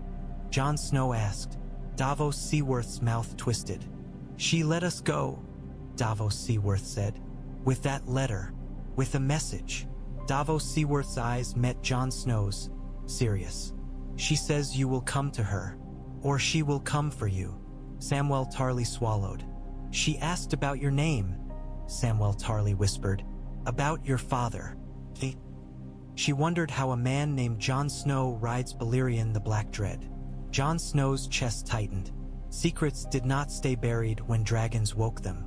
Behind Jon Snow, Ghost growled softly. Not at Davos Seaworth or Samwell Tarly, but at something beyond the gate. Jon Snow turned. Balerion the Black Dread had lifted his head. The golden eye was fixed not north now, but on the humans clustered in the yard. Smoke curled thicker. The dragon had noticed the new scent of southern power on Davos Seaworth's clothes, on the letter's wax, on the mention of other dragons. Jon Snow felt the link stir, wary. The long night was coming from the north. A queen was coming from the south. And Jon Snow stood between them with fire at his back and a direwolf at his side. Twilight bled into the sky like ink spilled in water, turning the clouds a bruised purple and the snow a dull, cold silver. Jon Snow stood on the wall with the letter in his hand, the red wax seal unbroken. The parchment felt warm only because Jon Snow's palm was warm. The wind tried to snatch it away, as if the wall itself did not want southern words carried on northern ice. Davos Seaworth stood to Jon Snow's left, shoulders hunched against the cold. Samwell Tarly stood on Jon Snow's right, eyes red-rimmed from exhaustion, clutching his satchel as if it might anchor him to the world. Tormund Giantsbane paced nearby, peering north like a wolf sniffing the air for blood. Edison Tollett lingered a few steps back in the Lord Commander's cloak, looking like a man who had been handed a crown made of knives and told to smile. Beyond the parapet, Balerion the Black Dread circled slowly in the dim sky. The dragon's wings beat with heavy patience. Smoke trailed behind him in thin ribbons that vanished into cloud. Now and then the dragon dipped lower, as if listening, as if the cold itself whispered something only he could hear. Jon Snow stared north. The storm front was closer than it had been that morning. It swallowed stands of trees in slow gulps, the line of it advancing with an unnatural steadiness. The air on the wall tasted sharper now, colder, as if the storm's breath had begun to reach them even here. Frost formed quickly on the edges of the stone, new ice crawling over old. Men along the parapet shifted uneasily. Some held dragonglass spears, black points gleaming dully. Some clutched torches, flames wavering in the wind. All of them kept glancing up at the dragon circling overhead, as if needing to remind themselves that fire still existed in the world. Jon Snow's thumb traced the wax seal absently. A lion's head, a queen's hand behind it. A message that would try to pull him south while the dead pulled north. You should read it, Davos Seaworth said quietly. Jon Snow did not look away from the horizon. I know what it says, Jon Snow murmured. Samwell Tarly blinked. You do? Samwell Tarly asked. Jon Snow finally broke his stare and looked at Samwell Tarly. It says she wants the dragon, Jon Snow said. And she wants me to kneel. Samwell Tarly swallowed. Tyrion Lannister said. Samwell Tarly began, then faltered. as if unsure whether repeating a Lannister's words was wise. He said the queen is stubborn, but she can be convinced. With proof. Jon Snow's mouth tightened. I have proof, Jon Snow said, and gestured with his chin toward the storm. Tormund Giantsbane stopped pacing and spat over the parapet. Southern queens don't care about storms in the woods, Tormund Giantsbane growled.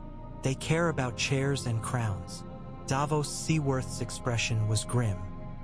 Daenerys Targaryen is not like the kings I served, Davos Seaworth said. But she is still a ruler. She'll want to know why a man at her new seat took what she believes is her birthright. Davos Seaworth's gaze flicked up toward the circling shadow. And if she has dragons already, she'll believe she can take him back. Jon Snow felt the heat under his ribs stir uneasily, as if Balerion the Black Dread had heard that thought and disliked it. Jon Snow knew, in his bones, that another dragon's presence would change everything. Balerion the Black Dread was ancient. He had been king of the sky when Daenerys Targaryen's dragons were not even eggs. How would he react to them? With dominance? With contempt? With rage? Jon Snow's grip tightened on the letter. Edison Tollet cleared his throat softly. It's possible, Edison Tollet said, voice hesitant, that we could ask the queen to come here, to see. Edison Tollet's mouth twisted. People do believe things when they're inconveniently freezing. Tormund Giantsbane barked a laugh. Bring the Dragon Queen to the wall, Tormund Giantsbane said. That's a story worth telling. Come north, your grace, and try not to die. Samwell Tarly's eyes brightened with anxious hope. If she comes, Samwell Tarly said, and she sees the dead, she might join. Davos Seaworth's gaze was steady on Jon Snow. And if she doesn't, Davos Seaworth said, she might make you her enemy. Jon Snow turned back to the horizon, to the crawling storm. The dead did not care about queens. The dead did not care about pride. The dead cared only about making the world silent. A faint sound drifted on the wind. At first Jon Snow thought it was the wall settling, ice shifting. Then it came again. A low, distant moan that was not wind and not thunder. It was a note, stretched long and mournful, like a horn blown far away through snow. Men along the wall stiffened. One of them whispered, "Did you hear?" Another horn note came, fainter, and beneath it a brittle crackling like ice splitting. Balerion the Black Dread's circling faltered. The dragon's wings beat once, hard, as if startled. Smoke poured from his nostrils in a sudden thick plume. The golden eye flashed as he banked, turning toward the north with a swift, angry movement that made men flinch. Jon Snow's heart hammered. The sound was too far to be a night's watch horn, too wrong to be wildlings. It did not call men, called something else. The heat under Jon Snow's ribs surged, then twisted into something sharper. Pain, a brief spike like a needle under his skin. Jon Snow sucked in a breath. "The horn?" Jon Snow whispered, and felt his mouth go dry. Melisandre of Ashai's warning echoed in his mind. A horn bound in ice. Dragons fall. Fire becomes pain. Davos Seaworth's hand closed on Jon Snow's shoulder. "What is it?" Davos Seaworth demanded, voice tight. Jon Snow did not answer at once. He stared into the advancing whiteness and imagined a White Walker lifting an ancient horn to frozen lips, sounding it not to break the wall but to test the sky. Balerion the Black Dread roared overhead, a sound the tea shook frost from the parapet. The dragon's roar held anger, yes, but also something Jon Snow had not expected, unease. Samwell Tarly's voice trembled. "Jon Snow," Samwell Tarly whispered, "what did you do to wake the world's oldest dragon if the dead have a way to hurt him?" Jon Snow's fingers tightened around the sealed letter until the wax bit into his skin. "I did what I had to," Jon Snow said, voice low. "And now we do more." The horn's distant note faded into wind. The storm front continued its steady advance. The wall stood cold and pale beneath it all. Above, Balerion the Black Dread circled like a black omen against the bruised sky, smoke trailing, golden eye fixed north. And Jon Snow, with a queen's letter unbroken in his hand and the sound of an icy horn lingering in his bones, understood that the long night was not only coming. It was already learning how to fight back.